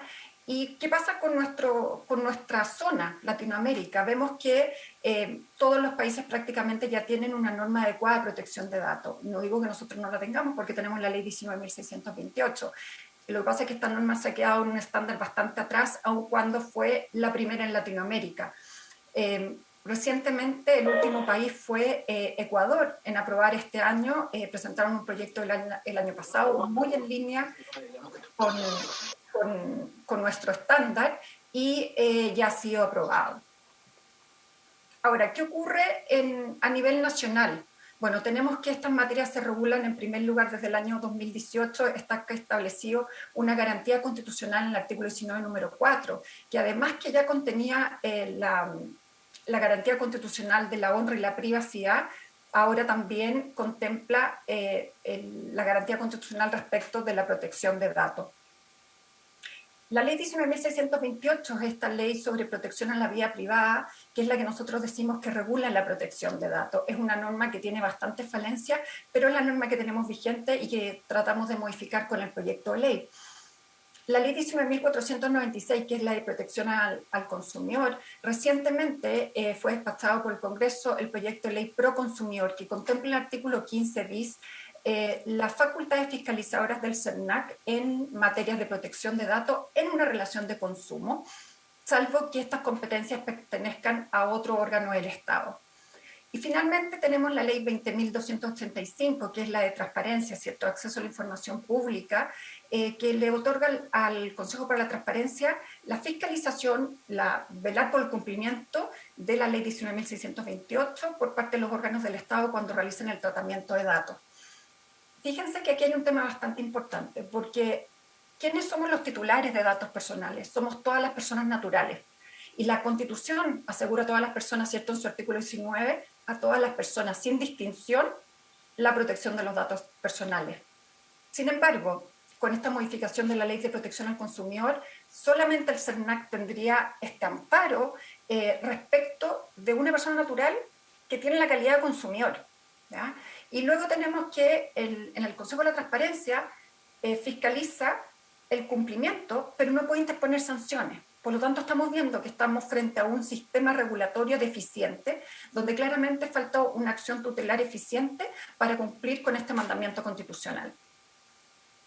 En cuanto al contexto en el que estamos, sin duda que la pandemia ha acelerado aún más la transformación digital que ya venía. El ejemplo más obvio que hemos visto todos, esta explosión, este crecimiento explosivo que ha tenido el comercio electrónico. El año 2020, el año pasado, en agosto, creció un 200% comparado con el año anterior. En el segundo trimestre del mismo año, los usuarios de Internet, fíjense que en Santiago se dispararon a un 81% y en regiones un 74%. El de los encuestados, esta es una encuesta de la Cámara de Comercio de Santiago, señala que irá menos a los centros comerciales y un 46% de esto dice incluso que sus cambios de hábito pueden ser permanentes. Yo estaba escuchando los otros dos proyectos que ustedes estaban analizando en esta comisión y sin duda que el centro de ellos también es la protección de datos, son los datos. Cuando hablamos de las aplicaciones de transporte, son datos de geolocalización, que según el proyecto de ley es un dato sensible, ¿cierto? Y luego el proyecto anterior que hablaba de las medidas, de las medidas para las enfermedades terminales, ¿cierto? Estamos hablando de datos tienen estos tenemos la ley 19.628 con este marco legal que yo les mencionaba anteriormente. Por otro lado, Chile tiene compromisos internacionales relacionados con la protección de datos. Quizás el más antiguo es aquel que desde que Chile forma parte de la OCDE y asume diferentes compromisos, y uno de ellos es regular, otorgar una adecuada protección de datos a los ciudadanos en Chile y además regular el flujo transfronterizo de datos. Fíjense que es el único compromiso que queda pendiente desde el 2010. Llevamos en 11 años. Posteriormente, los capítulos de comercio electrónico en diferentes tratados mencionan, recientemente el DEPA, ¿cierto?, el con Singapur, que fue aprobado, señala que Chile tendrá los estándares más altos en protección de datos. Nuevamente estamos en deuda al DD. Y respecto al Tratado de Comercio entre Chile y Europa, Europa ha señalado que está poniendo como condición para la firma de este tratado que Chile pueda lograr esta homologación en temas de protección de datos, es decir, que cuente con una adecuada protección. ¿Qué significa esto que Chile no tenga una adecuada protección de datos y que no sea considerado un puerto seguro? Significa que aquellos países que sí tienen esta calificación, Argentina, Perú, Colombia, próximamente Ecuador, Uruguay, Europa, no pueden transferir datos respecto a aquellos países que no tenemos esa calidad, ¿ya? Esto claramente afecta como una oportunidad de negocio, por lo tanto, perdemos ese mercado que representa casi una quinta parte del PIB mundial, que es el mercado europeo. La protección de datos, tenemos que considerarlo también que esta regulación es un factor habilitante, ¿ya? Vengo en este momento de un webinar que estábamos realizando donde estuvo el ministro de Ciencia y hablábamos de la política de inteligencia artificial, donde un factor habilitante son los datos, ¿ya? Y luego hablábamos de las regulaciones, ¿dónde está la protección de datos? ¿Con qué estándar estamos desarrollando esta inteligencia artificial? ¿Y qué posibilidades tenemos a su vez para poder exportarlas, ya sea a Europa o a otros países que tengan un estándar de protección de datos más alto? También se relaciona con otros proyectos de ley que se han enunciado, como son los de Open Banking y también con los de FinTech, que lo que significan es mayor competencia, mayor beneficio para los consumidores financieros. La transformación digital del Estado y la interoperabilidad. Si no existe una gobernanza de datos, es decir, un estándar adecuado y una gobernanza al interior de las instituciones, fíjense que no solamente me estoy refiriendo a las empresas o instituciones de educación o fundaciones, sino también al Estado, que es el gran tratador de datos, es el gran, no quiero usar la palabra acumulador, ¿cierto?, pero una gran concentración, esa es la palabra, una gran concentración de datos. ¿Y cómo vamos a lograr esta interoperabilidad si ni siquiera tienen la misma calidad? ¿Ya? Esto no solamente ha afectado desde un punto de vista regulatorio, sino también un resultado de las gestiones que puede hacer el Estado cuando la calidad del dato y su gestión, su operación, no es de calidad. Y aquí no puedo dejar de hablar de este tema, ¿cierto?, que ha sido tema de esta comisión en las últimas sesiones al referirse al órgano de control. El reglamento europeo y el estándar, digamos, que requerimos para tener esta homologación, adecuación en temas de protección de datos, señala que, en primer lugar, fíjense, esto no lo señala el reglamento europeo, pero creo que es el único órgano de control que tendríamos en Chile que está destinado a velar una calidad constitucional, menor la importancia que tiene. Y esto también significa la importancia que tiene el proyecto de ley, de alguna manera para poder proveer las tutelas necesarias para que efectivamente se nos reconozca este derecho. Este órgano de control tiene un carácter técnico indiscutible y tiene que tener la independencia y la autonomía.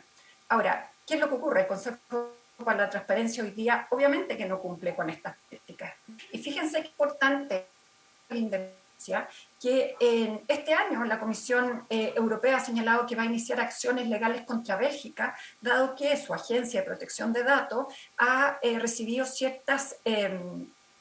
carece de autonomía en su toma de razón, ¿ya?, en su toma de decisiones. Ha participado de ciertos organismos relacionados con la también forma parte del Information Security Committee, por lo tanto se encuentra demasiado ligado al órgano central del Estado. Un tema que se solicitó en una pregunta que se hizo, ¿qué ocurría? Creo que fue usted, senador Lagos, el que lo mencionó, que dijo, ¿qué ocurre en los países OCDE? Y fíjense que la mayoría de ellos tienen órganos de control que son unifuncionales, es decir, exclusivamente se dedican a velar por la protección de datos y a su fiscalización. Sin embargo, también existe, que esto creo que faltó, existen países que tienen una muy buena experiencia teniendo tanto datos como acceso a la información pública en un órgano. Como lo tenemos, muestra el cuadro en pantalla, Alemania, Australia, Reino Unido, Hungría, y en nuestra región tenemos, por ejemplo, Argentina, Perú, con unas características distintas, pero también están en Indecopi, bajo la Superintendencia de Comercio e Industria en Colombia, y un ejemplo muy bueno de esto es también Uruguay. Entonces, el 76% de los países OCDE tienen un sistema que solamente tiene una competencia, es decir, protección de datos. El 24% restante, entonces, tiene tanto protección de datos como el acceso a la información pública. Creo que esto es un buen ejemplo, porque es un país cercano al nuestro, con una realidad parecida. Fíjense que tienen la Agencia de Gobierno Electrónico, Sociedad de la Información y del Conocimiento, AGESIC, que está formado por un consejo directivo, por una dirección ejecutiva, 8 áreas y 3 unidades desconcentradas, respecto a las cuales una de ellas es la de protección de datos. En este consejo está integrado por el director ejecutivo y por 2 personas del Poder Ejecutivo, que tienen, digamos que son seleccionadas en cuanto a su idoneidad, su experiencia y también por su objetivo de imparcialidad al momento del desempeño de sus cargos. Entonces, ¿qué es lo que ocurre? ¿Qué es lo que pasa en Chile? ¿O cuál es el efecto, las consecuencias que tiene esta falta de regulación? ¿Ya? Y creo que es importante considerarlo desde 2 puntos de vista. En primer lugar, la nula protección de datos que tenemos todos nosotros. ¿Qué ocurre con nuestros datos? Hoy día vemos que si bien está el CERNAC, el estándar bajo el cual va a fiscalizar tampoco es un estándar adecuado. Y pongo un solo ejemplo. En cuanto al estándar de seguridad, la ley vigente señala un deber de cuidado. Listo, sencillo, nada. ¿Cuál es el estándar? ¿Cuáles van a ser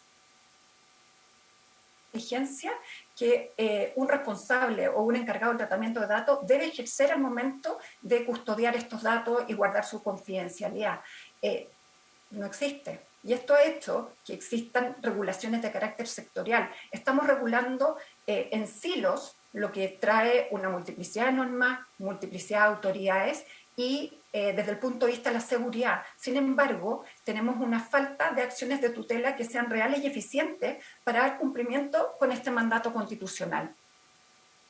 Si imaginamos, por ejemplo, lo del Banco Estado, efectivamente, lo que ocurrió hace meses atrás en el tema de seguridad, efectivamente, hoy día con la RAM 27 las instituciones bancarias tienen un estándar mínimo de seguridad que deben cumplir, una gestión de riesgos de operación. Sin embargo, aquellos que no pertenecen a una industria regulada, como podría ser aquellas que pueden estar bajo hoy día, o sea, cuando la norma se promulgue respecto al CERNAC, no existe un estándar de seguridad como lo que señala el proyecto de ley, este deber de adoptar las medidas técnicas y organizativas adecuadas. ¿Y cómo determino esta adecuación en relación al estado de la técnica, la naturaleza de los datos que trato, los riesgos y también los recursos disponibles en aquella institución? Además aquí hay un tema ya económico, tenemos una subexplotación de los servicios relacionados con el procesamiento y el tratamiento de datos. Fíjense que en el año 2017, asociada a esta exportación concentrada en 6 países latinoamericanos, generaba 4.565 millones de dólares. En el 2020 sube 16.665 millones de dólares, concentrándose en 10 países, dentro de los cuales se incorpora también Estados Unidos y Asia. En ninguno de estos está Europa. ¿Y por qué? Ya lo sabemos, porque no somos un puerto seguro. Los servicios de informática y servicios anexos, fíjense que es el primer sector de exportación. Sin embargo, cuando lo miramos respecto a Europa, quedamos en 5º lugar. Los servicios de hosting para servicios web y correos electrónicos ha superado, ¿cierto?, la cantidad de millones de dólares que estamos viendo en pantalla. Sin embargo, esto es a julio de este año, sin embargo, cuando vemos el ingreso que generan las exportaciones de estos servicios a Europa, solamente estamos hablando de $74.000, un 0,05% de estos ingresos, de estas exportaciones. Vuelvo a tomar el ejemplo de Uruguay, que creo que es muy bueno. Fíjense cómo han ido la proyección de las exportaciones de servicios relacionados con telecomunicación, computación y servicios informáticos, y comparamos a Chile y a Uruguay. Solo dejo la imagen, yo creo que habla por sí sola. ¿Ah? Para ir concluyendo, cuando escucho a la Comisión hablar sobre el órgano de control, me baja algo diciendo, sí, es importante. Sin embargo, la regulación, la necesidad que tenemos como país, tanto de un punto de vista como una garantía constitucional de todos los ciudadanos, de las personas naturales de Chile, y desde un punto de vista que hoy día estamos viendo sin duda la reactivación económica como una oportunidad de desarrollo económico, también lo debemos considerar. Entonces, la urgencia, más que de definir el órgano de control, obviamente está dado por la naturaleza del bien protegido. Es una garantía constitucional. Tenemos que dar cumplimiento al mandamiento constitucional de manera que tengamos una tutela real y efectiva. No podemos negar que hay un aumento de datos y de las capacidades de cómputo. Es una realidad en la que estamos. No podemos dejar de pensar en el desarrollo de la política de inteligencia artificial y otras regulaciones cuyo factor habilitante, cuyo corazón son los datos, data o datos personales, la reactivación económica, como lo señalé anteriormente, y el cumplimiento de los tratados internacionales. Ahora, respecto al órgano de control, quedo con esta frase: lo perfecto es el enemigo de lo bueno. ¿Ah? Tenemos dos opciones.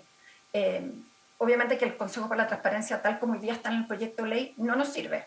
Sin embargo, sí podríamos tener un Consejo para la Transparencia y la protección de los datos personales, pero reformándolo, otorgándole ese carácter técnico, por ejemplo, que sus integrantes sean designados por la alta administración pública, y dotando de aquella independencia y autonomía que requiere, porque no podemos negar que hoy día, si bien vela por el cumplimiento de la ley 19.628 en materia en el sector público, no lo puede fiscalizar, es decir, no lo sanciona. ¿Ya? Entonces hoy día, cuando nuestros datos, hablemos que nos vemos afectados, ya sea por un tratamiento de datos fuera de las finalidades o bien una filtración de los datos, voy a mencionar el caso del registro también. ¿Cuál es el estándar de seguridad respecto de este proveedor? Bueno, ¿contra quién recurro? ¿Ya? Por lo tanto, podríamos tener un Consejo para la Transparencia con esta doble función, pero reformándolo. O bien, la otra alternativa es una agencia técnica autónoma independiente. Sin embargo, siempre teniendo presente la importancia que tiene que estamos velando por un bien protegido que es una garantía constitucional.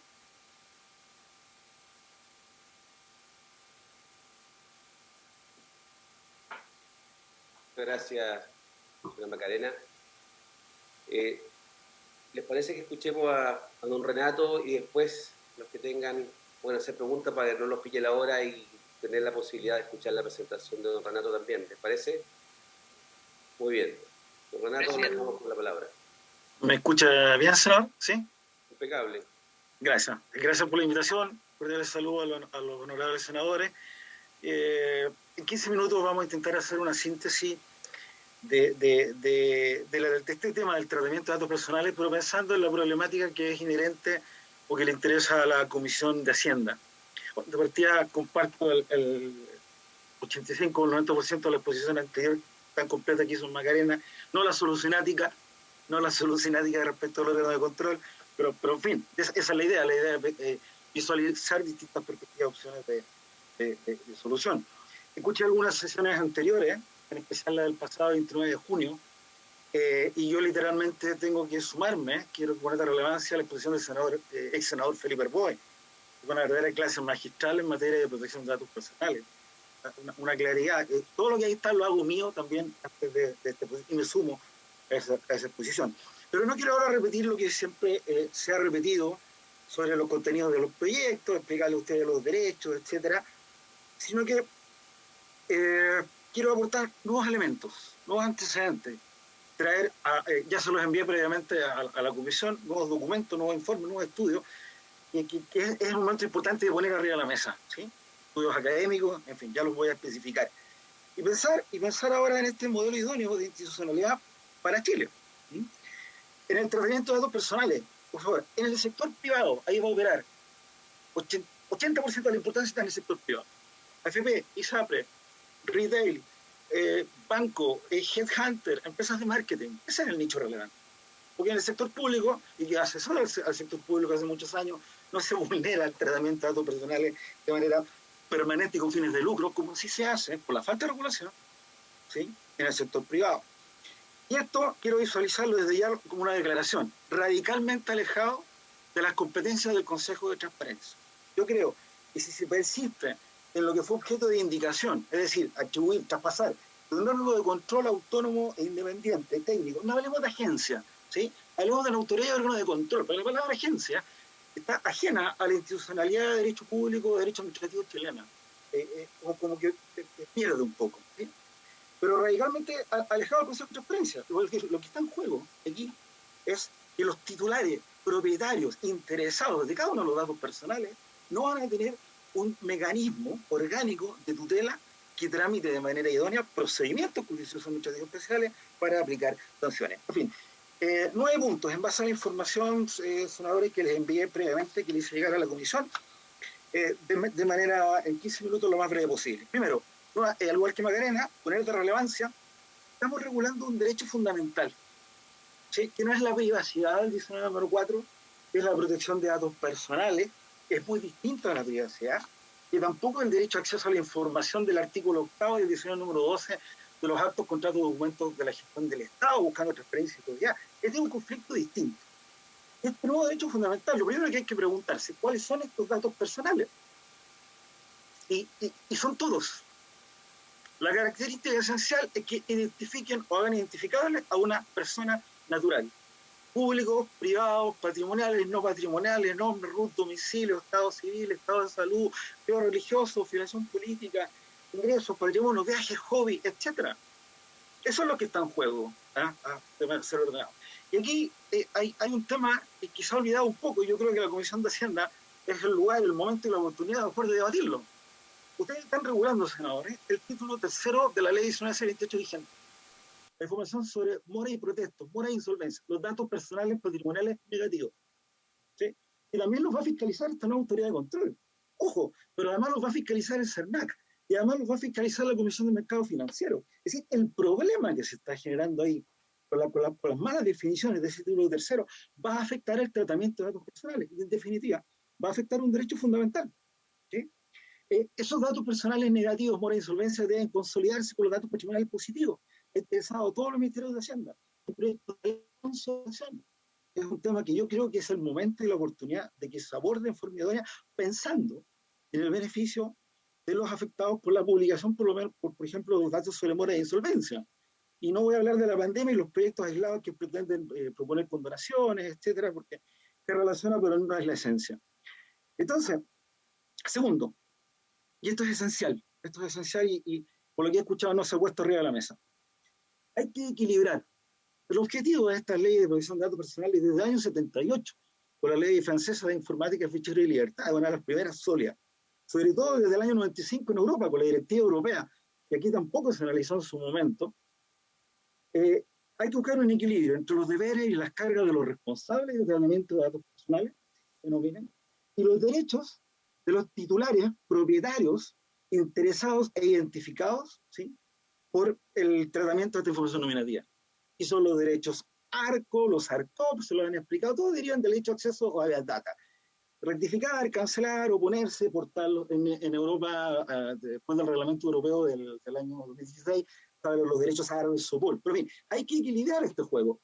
Tengo por un lado, en una ribera, ¿sí?, a los responsables de tratamiento público y privado, con fines de lucro, con fines de servicio público, ¿sí?, y por el otro lado el titular de deuda. ¿Cómo equilibrio? Pues bien, el equilibrio lo da sí o sí una autoridad de control que pueda aplicar procedimientos administrativos breves y sumarios no solo por Internet. Ahora la agencia española, cuando no operaba por Internet, tenía formularios que uno llenaba y en 2 semanas tenía una respuesta del afectado. Tiene que ir un organismo técnico, tiene que ser independiente, Macarena lo notaba muy bien en una diapositiva, y tiene que ser, y esto es algo que se ha olvidado, descentralizado funcionalmente. No necesita una autonomía constitucional plena. Entonces sería súper bueno que algún profesor de Derecho Administrativo les mapeara cómo la descentralización funcional existe en el sistema chileno. Existe la UAF, existe la superintendencia, existe la Comisión de Mercado Financiero, etc. Tercero, tenemos una ley vigente que nació como una no ley. Yo lo he escrito, lo he dicho, siempre se pensaba que esto era por alguna especie de cuestionamiento político. Es un tema de comparar, cotejar. Nosotros nacimos con una ley, y agradezco la cita que estaba puesta en uno de los PowerPoint del senador Arboe el día 29 de junio. En lo genérico, en lo dogmático es débil, en lo orgánico no tenía autoridad orgánica, en los procedimientos para velar por los derechos de los ciudadanos reenviaba obligatoriamente a los tribunales de justicia. Por eso en 20 años ningún derecho a acceso importante se ha resuelto jurisprudencia, no es jurisprudencia, salvo 3 o 4 casos excepcionales. No tenía sanciones, y ahora viene un arsenal de multas, entiendo, están en el orden de los 500 millones de pesos, más otras multas no pecuniarias. La ley no tenía sanciones. ¿Sí? Y consecuencia era una no ley, era una ley lírica, y una ley lírica es una no ley, declaraba cosas, y lo declaraba en forma ambigua. Por ejemplo, inventó el concepto de las fuentes públicas de datos personales como regla general del sistema. Es así, pero bueno, dejemos de lado la crítica. Dejemos de lado la crítica en los pocos minutos. A diferencia de ese debate en que se prescindió de la directiva de 1995, se prescindió radicalmente, cuando se dijo, Chile tiene los estándares europeos, falso, o fue un gran error. ¿Qué pasó con Argentina y Uruguay, coetáneas a la norma chilena? Recogieron la directiva europea, que los países miembros de la Unión tuvieron que transponer obligatoriamente, y ambos países, Argentina y Uruguay, fueron reconocidos como poseedores de estándares idóneos o aptos para el cruce de información con los países de la Unión Europea. En Chile eso no se hizo. Pero bien, ahora, la buena noticia es que hemos recogido en un 101%, 99%, pero hemos recogido en casi su totalidad el reglamento europeo, que es el estándar desde el año 2016. ¿Sí? Nuestra vigencia es el 2018, pero se aprobó el 2016. Entonces, esos contenidos me permiten decir, y yo quiero que ustedes les quede claro, señores senadores, que tenemos desde el punto de vista dogmático, desde el punto de vista de los derechos, de los deberes, de las precisiones, los nuevos derechos, etc., tenemos una muy buena propuesta normativa desde el punto de vista del cumplimiento de los estándares europeos. ¿Sí? Ahora, esto es, no sé, uno siempre vuelve atrás y dice, ¿por qué pasó esto? Pero la ley chilena vigente es como si ustedes se imaginan una ley de derecho del consumidor sin el CERNAC. ¿Por qué se descartó el órgano de control? Comillas, que están las actas, para no ser burocrático. Lo mío, cuando era esencial, se propuso, están las actas, que fuera la Contraloría General de la República. Es decir, andábamos muy, muy perdidos. Y creo que hoy en día, lamentablemente, está faltando la claridad y que es la que yo espero tratar de aportar. Bueno, la propuesta, entonces ahí, la propuesta que consideramos óptima, la propuesta está en el proyecto inicialmente presentado. ¿Sí? Tuve la suerte de colaborar con el Ministerio de Hacienda, tuve la suerte de colaborar en muchas sesiones con el grupo de trabajo que gestionaba Bernardita Piedrabuena en ese entonces, para diseñar este órgano de control, esta autoridad centralizada funcionalmente, técnica, independiente, autónoma. Piensen en la UAF, no opera políticamente. Piensen en la superintendencia, no opera políticamente. ¿Sí? No está la autoridad de gobierno diciéndole qué fiscalizar o cómo implementar el cumplimiento de las normas. Y esa institucionalidad, el senador Arboe hablaba el 29 de junio de una cosa técnica, más bien pequeña, que pudiera ser operativa. Yo creo que puede ser la opción que estaba contemplada en el proyecto inicialmente, que fue objeto de indicaciones. Ahora, la indicación del Consejo de Transparencia, el mayor fundamento fue de que ya había una institucionalidad establecida y en consecuencia se iba a necesitar menos presupuesto. Pero yo me sorprendo, la exposición del 29 de junio, lo único que ha hecho el Consejo de Transparencia es pedir presupuesto. Entonces, no hay un sinsentido de que no lo alcanzo a entender. Ahora, no tiene por qué llamarse agencia, ¿sí? Que es un concepto que no está arraigado en el derecho administrativo chileno o en la institucionalidad. Quiero contarles algo porque les acompañé el proyecto. En esta misma línea, 10 años antes de ahora, el 2011, la Comisión de Economía del Senado trabajó poco más de 3 meses, todos los jueves en la mañana, elaborando un proyecto de datos personales, un anteproyecto.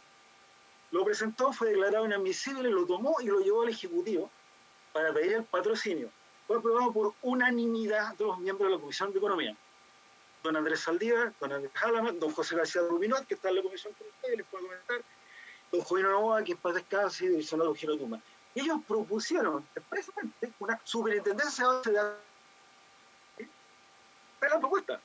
¿Qué pasó? En ese entonces habrá que preguntarle al ministro de la época, al ministro Fontaine, que pescó el proyecto y quedó durmiendo. Ahora, ¿y cosa es la superintendencia? ¿Qué es lo que tiene Colombia? Colombia tiene una superintendencia de base de datos.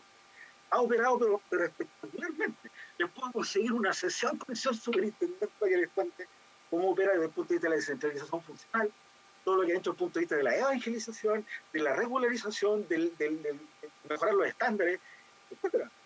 Y bueno, por algo, Colombia acaba de aprobar el convenio 108 más, que es un convenio de la de 1981, y se acogió, y fue aceptado. Entonces hay opciones de institucionalidad, y creo que la opción, lo voy a decir ahora, el Consejo de Transparencia, no está sino perjudicando la institucionalidad de la protección de datos personales. Último, sobre la referencia a la legislación extranjera, hay que ser un poquito más detallista y preciso en los análisis, no solo estadísticos. Macarena hablaba de un 76%, pues, no me queda duda que es así, de autoridades exclusivas. Pero vamos hilando un poco más fino. Se habla de Inglaterra. Inglaterra tiene un paraguas administrativo, ¿sí? Pero son dos entes distintos de acceso y protección de datos personales que funcionan en edificios distintos. México optó la opción de compartir ambos temas, con todo el respeto al sistema jurídico y del país mexicano, tiene un sistema deficitario en materia de transparencia y probidad, y está recién tratando de implementar algo medianamente idóneo en materia de protección de datos. Uruguay, tiene la DGCIR, tiene un paraguas, que tiene órganos independientes descentralizados funcionalmente. Y funcionan. Y operan. Entonces, no es tan cierto que la opción de juntar los temas. Además, se ha opuesto la red iberoamericana de protección de datos en distintos análisis, y se ha opuesto además en Chile la Facultad de Ingeniería Industrial de la Universidad de Chile, que es lo que les quiero compartir. Entonces, número 8, estoy empezando a terminar. Lo aprobado a la fecha, desde el punto de vista de la institucionalidad, es casi una especie de engendro. ¿Sí? Este nuevo Consejo de Protección de Datos y Transparencia, con 2 salas, hay un presidente que integra ambas salas y va a decidir cuándo algo debe ser accesado o no, cuándo algo debe ser revelado o no, cuándo hay un perjuicio o no en materia de protección de datos personales y de transparencia, desnaturaliza el Consejo de Transparencia. El Consejo de Transparencia hay que dejarlo tranquilo con la ley 20.285. Y pongo un ejemplo que se va a presentar, sí o sí, se los aseguro. Ley 20.285, Consejo de Transparencia decide entregar datos personales, porque lo ha hecho. Entregó los datos del CERVEL de los discapacitados, entregó los datos, quiso entregar los datos de contribuyentes de bienes raíces sujetos a secreto tributario, la Corte Suprema le pegó un mazazo. Entregó datos de los estudiantes en Chile, de las familias de los estudiantes en Unido, con fines de promoción de un proyecto de ley, ¿sí? O sea, violando absolutamente la confidencialidad y la finalidad de la ley 1978. Pues bien, si el Consejo de Transparencia decide entregar, por ejemplo, la base completa de los contribuyentes de bienes raíces, que ya lo decidió una vez, yo afectado, voy a recurrir a la Autoridad de Protección de Datos, ley 19.628, 90.285, y resulta que va a ser la misma. Y resulta entonces que va a resolver la sala de los datos personales en contra de la sala de acceso y transparencia. Y va a decirme, esto va a perjudicar al titular interesado y propietario de los datos, o a la empresa eventualmente afectada, que no solamente son personas naturales, digo la empresa, por los datos personales, por ejemplo, de sus trabajadores. En el sector público se ha afectado 2 ministerios con transparencia, entregándose las calificaciones de los funcionarios, a cualquiera, tiene un fin declarado porque hay un artículo 13 que obliga a entregarlo. Es decir, todo esto podría haber sido más fácil, podría haber sido no tensionado y podríamos estar aplaudiendo si el Consejo de Transparencia hubiera entendido su facultad de velar. Porque la facultad de velar es restrictiva. La facultad de velar del 33, letra M actual y de la ley 20.285 le dice, cuando estés trabajando en acceso a documentos, actos, contratos, resoluciones y licitaciones del Estado, si aparecen datos personales, abstente. Warning, aplica el artículo 21, no entregue datos personales. ¿Qué ha hecho el Consejo de Transparencia? Ha salido a cazar mall, ha salido a cazar estadios deportivos, ha entregado los datos de los discapacitados del CERVEL, ha querido entregar datos de secreto tributario, ha querido, pero senador, si es así, ha querido fiscalizar,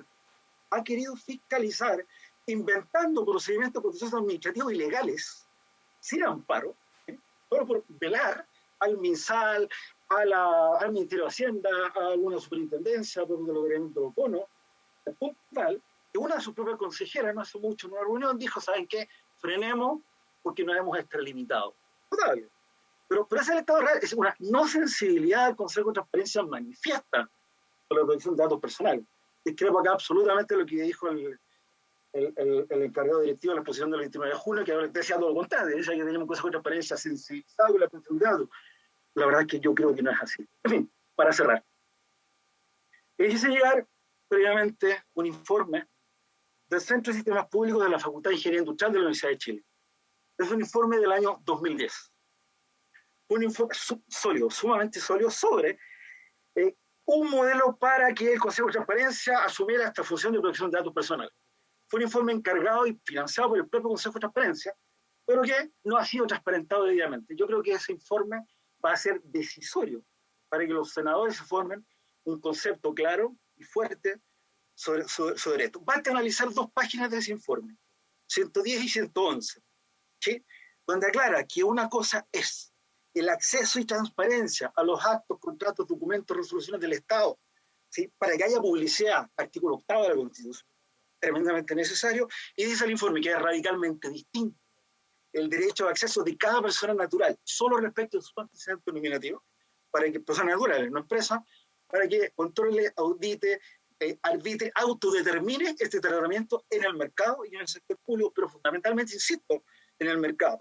He tenido la suerte de asesorar al retail, a empresas de seguro, y la verdad, están preocupados por esta norma, y están preocupados por las facultades que pueda tener una autoridad no idónea. Y dicho coloquialmente, lo que hace este informe es que le baja la cortina a la opción de que el Consejo de Transparencia asuma.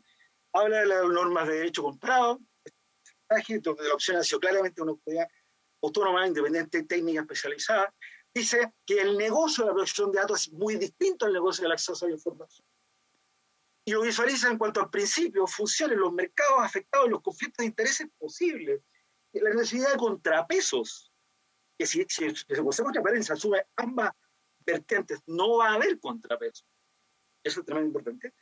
Y en consecuencia concluyen que el Consejo de Transparencia no debería ser autoridad de protección de datos. Ustedes tienen el informe, y yo creo que es tremendamente claro, pero se los anticipo. Y para terminar, senador, un warning. Yo creo que estoy dentro del tiempo. Un warning que lo puso en Macarena, el tema del CERNAC. Yo creo que si no es ahora, va a ser en la Cámara de Diputados, hay que debatir nuevamente eso. Se aprobó en comisión mixta, bajo el argumento entre que no haya nada o haya algo, es mejor que haya algo.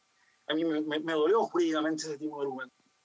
Se aprobó sobre texto de que el CERNAC tenía que interponer acciones colectivas en defensa de los consumidores cuando se afecten sus datos personales, considerando 1 o 2 casos resueltos jurisprudencialmente. Se aprobó, bastaba un artículo, pero se le dio facultades de autoridad de control y de protección de datos al CERNAC, que las va a reglamentar.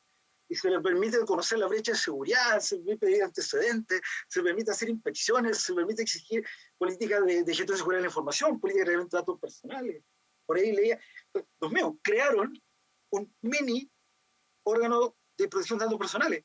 ¿Y cuál es el problema? Que dice que va a tener competencia cada vez que se afecta a un consumidor. Un consumidor se afecta en el retail, en la banca, en la ISAPRE, en la AFP, no en el sector. Creo que dentro de esta revisión de la institucionalidad va a ser muy necesario volver a replantearse estas competencias que le asignaron al CERNAC. Eso era lo que quería compartirles, están la minuta, están los antecedentes a los que hizo referencia, y cualquier cosa, encantado de colaborar con la comisión. Gracias. Muchas gracias, Renato Javier. No sé si algún senador o senadora quiere hacerle alguna pregunta, alguna votación. Ya, yo solamente les quiero agradecer las presentaciones. Créanme que en lo personal, no hablo como presidente de la comisión, como miembro de la comisión, me gustaría que el proyecto fuera distinto al que tenemos hoy, ¿ya? Y yo tiendo a ir al tema de la especialización, del ente más concentrado en velar por la protección de los datos y no hacerlo compartido con el Consejo para la Transparencia. Lo que ocurre es que para eso no tengo ninguna facultad, cero, eso depende del Ejecutivo, ¿ya? Y por eso que hemos dilatado, no es la palabra, hemos ido postergando la votación, tratando de ver si en el Ejecutivo, a partir de las presentaciones distintas, yo valoro también que acá hay matices, no es todo blanco y negro, y hay experiencias que han funcionado, pero también cuando parece que se disecta un poco más aquellas experiencias comparadas en las cuales se hacen las dos funciones de transparencia y protección de datos, no es, o sea, es así lo formal, pero están separadas las funciones, ¿ya? O sea, yo me sigo convenciendo de que ese es el camino, y claro, si el Ejecutivo no se abre a algo más robusto y más claro, vamos a tener que votar lo que hay. Eso yo lo entiendo, pero la idea de invitarlo a ustedes y a otros que hemos tenido, nosotros hemos tenido la posibilidad de seguir el debate de este proyecto, es tratar de ir, si ustedes quieren, iba a decir horadando o socavando la porfía del Ejecutivo en esto, ¿no? Sino que tratar de generar un espacio para que, decir, hacemos el esfuerzo ahora porque si no se va a tener que hacer de todas maneras más adelante, pero va a tomar más tiempo y a veces cuando las cosas se hacen de una forma cuesta mucho modificarlas. Entonces yo les quiero agradecer las presentaciones realmente. Nos hicieron llegar, entre paréntesis, don Donato, los documentos que usted le hizo llegar a la Secretaría ayer, en completo. Y yo solamente transmitirle a don José Riquelme, que está acá en representación del Ministerio de Hacienda del Ejecutivo, que evalúen esto, de cómo podemos seguir de la mejor forma y qué tipo de... O por último, miren lo que digo, introduzcamos al tiro alguna modificación del Consejo de la Transparencia, porque si no esto va a quedar así. Eso es lo que quería, hace rato que terminó la sesión de la comisión, pero yo quería agradecerles nuevamente la presentación y bueno, invitarlos a que sigan siguiendo la tramitación de este proyecto, que es tremendamente relevante. Carlos, ¿quiere agregar algo antes de cerrar la sesión? ¿No? Le puedo decir una cosa, yo creo que estamos bastante de acuerdo con el profesor Gigenia, ya nos hemos encontrado en otras instancias y estamos bastante de acuerdo. El 76% son de los países OCDE, no estoy hablando de todo el mundo. Y lo otro es que esto que hablamos de que hay cosas que quedan permanentes, eso es lo que nos está pasando con el CERNAC. Si leen el último dictamen que emitió respecto de datos, la publicación es la publicación de una morosidad. Los que entendemos un poquitito de datos nos agarramos la cabeza a dos manos. Y eso es lo que pasa cuando no tenemos un órgano técnico en una materia que es intrínsecamente técnica. Está clarísimo. Se ve que es un tema que genera pasiones. Pero tal vez la puedo hacer por interno después y se la dejo planteado. No entendí bien, en mi ignorancia, qué se hablaba en esto de las exportaciones o subexportaciones de datos. No, son de servicio. Le pongo un ejemplo. ¿Podríamos tener un call center en Chile para atender los pasajeros de Iberia en España? No. Porque fíjense que la legislación europea, el reglamento europeo, protege los datos de sus residentes, independiente del lugar donde se hace el tratamiento de datos.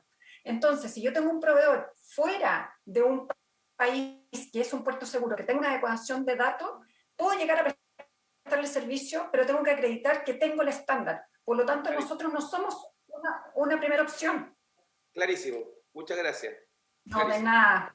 Muchas gracias. Bueno, se ve que es un tema que genera pasiones, presidente. Para dar vuelta al ejemplo. ¿Sí? ¿Ve que genera pasiones? En este minuto hay empresas chilenas, varias, LATAM, que exportó todos los datos de sus clientes, ¿sí? A un servidor en Estados Unidos, que fue hackeado.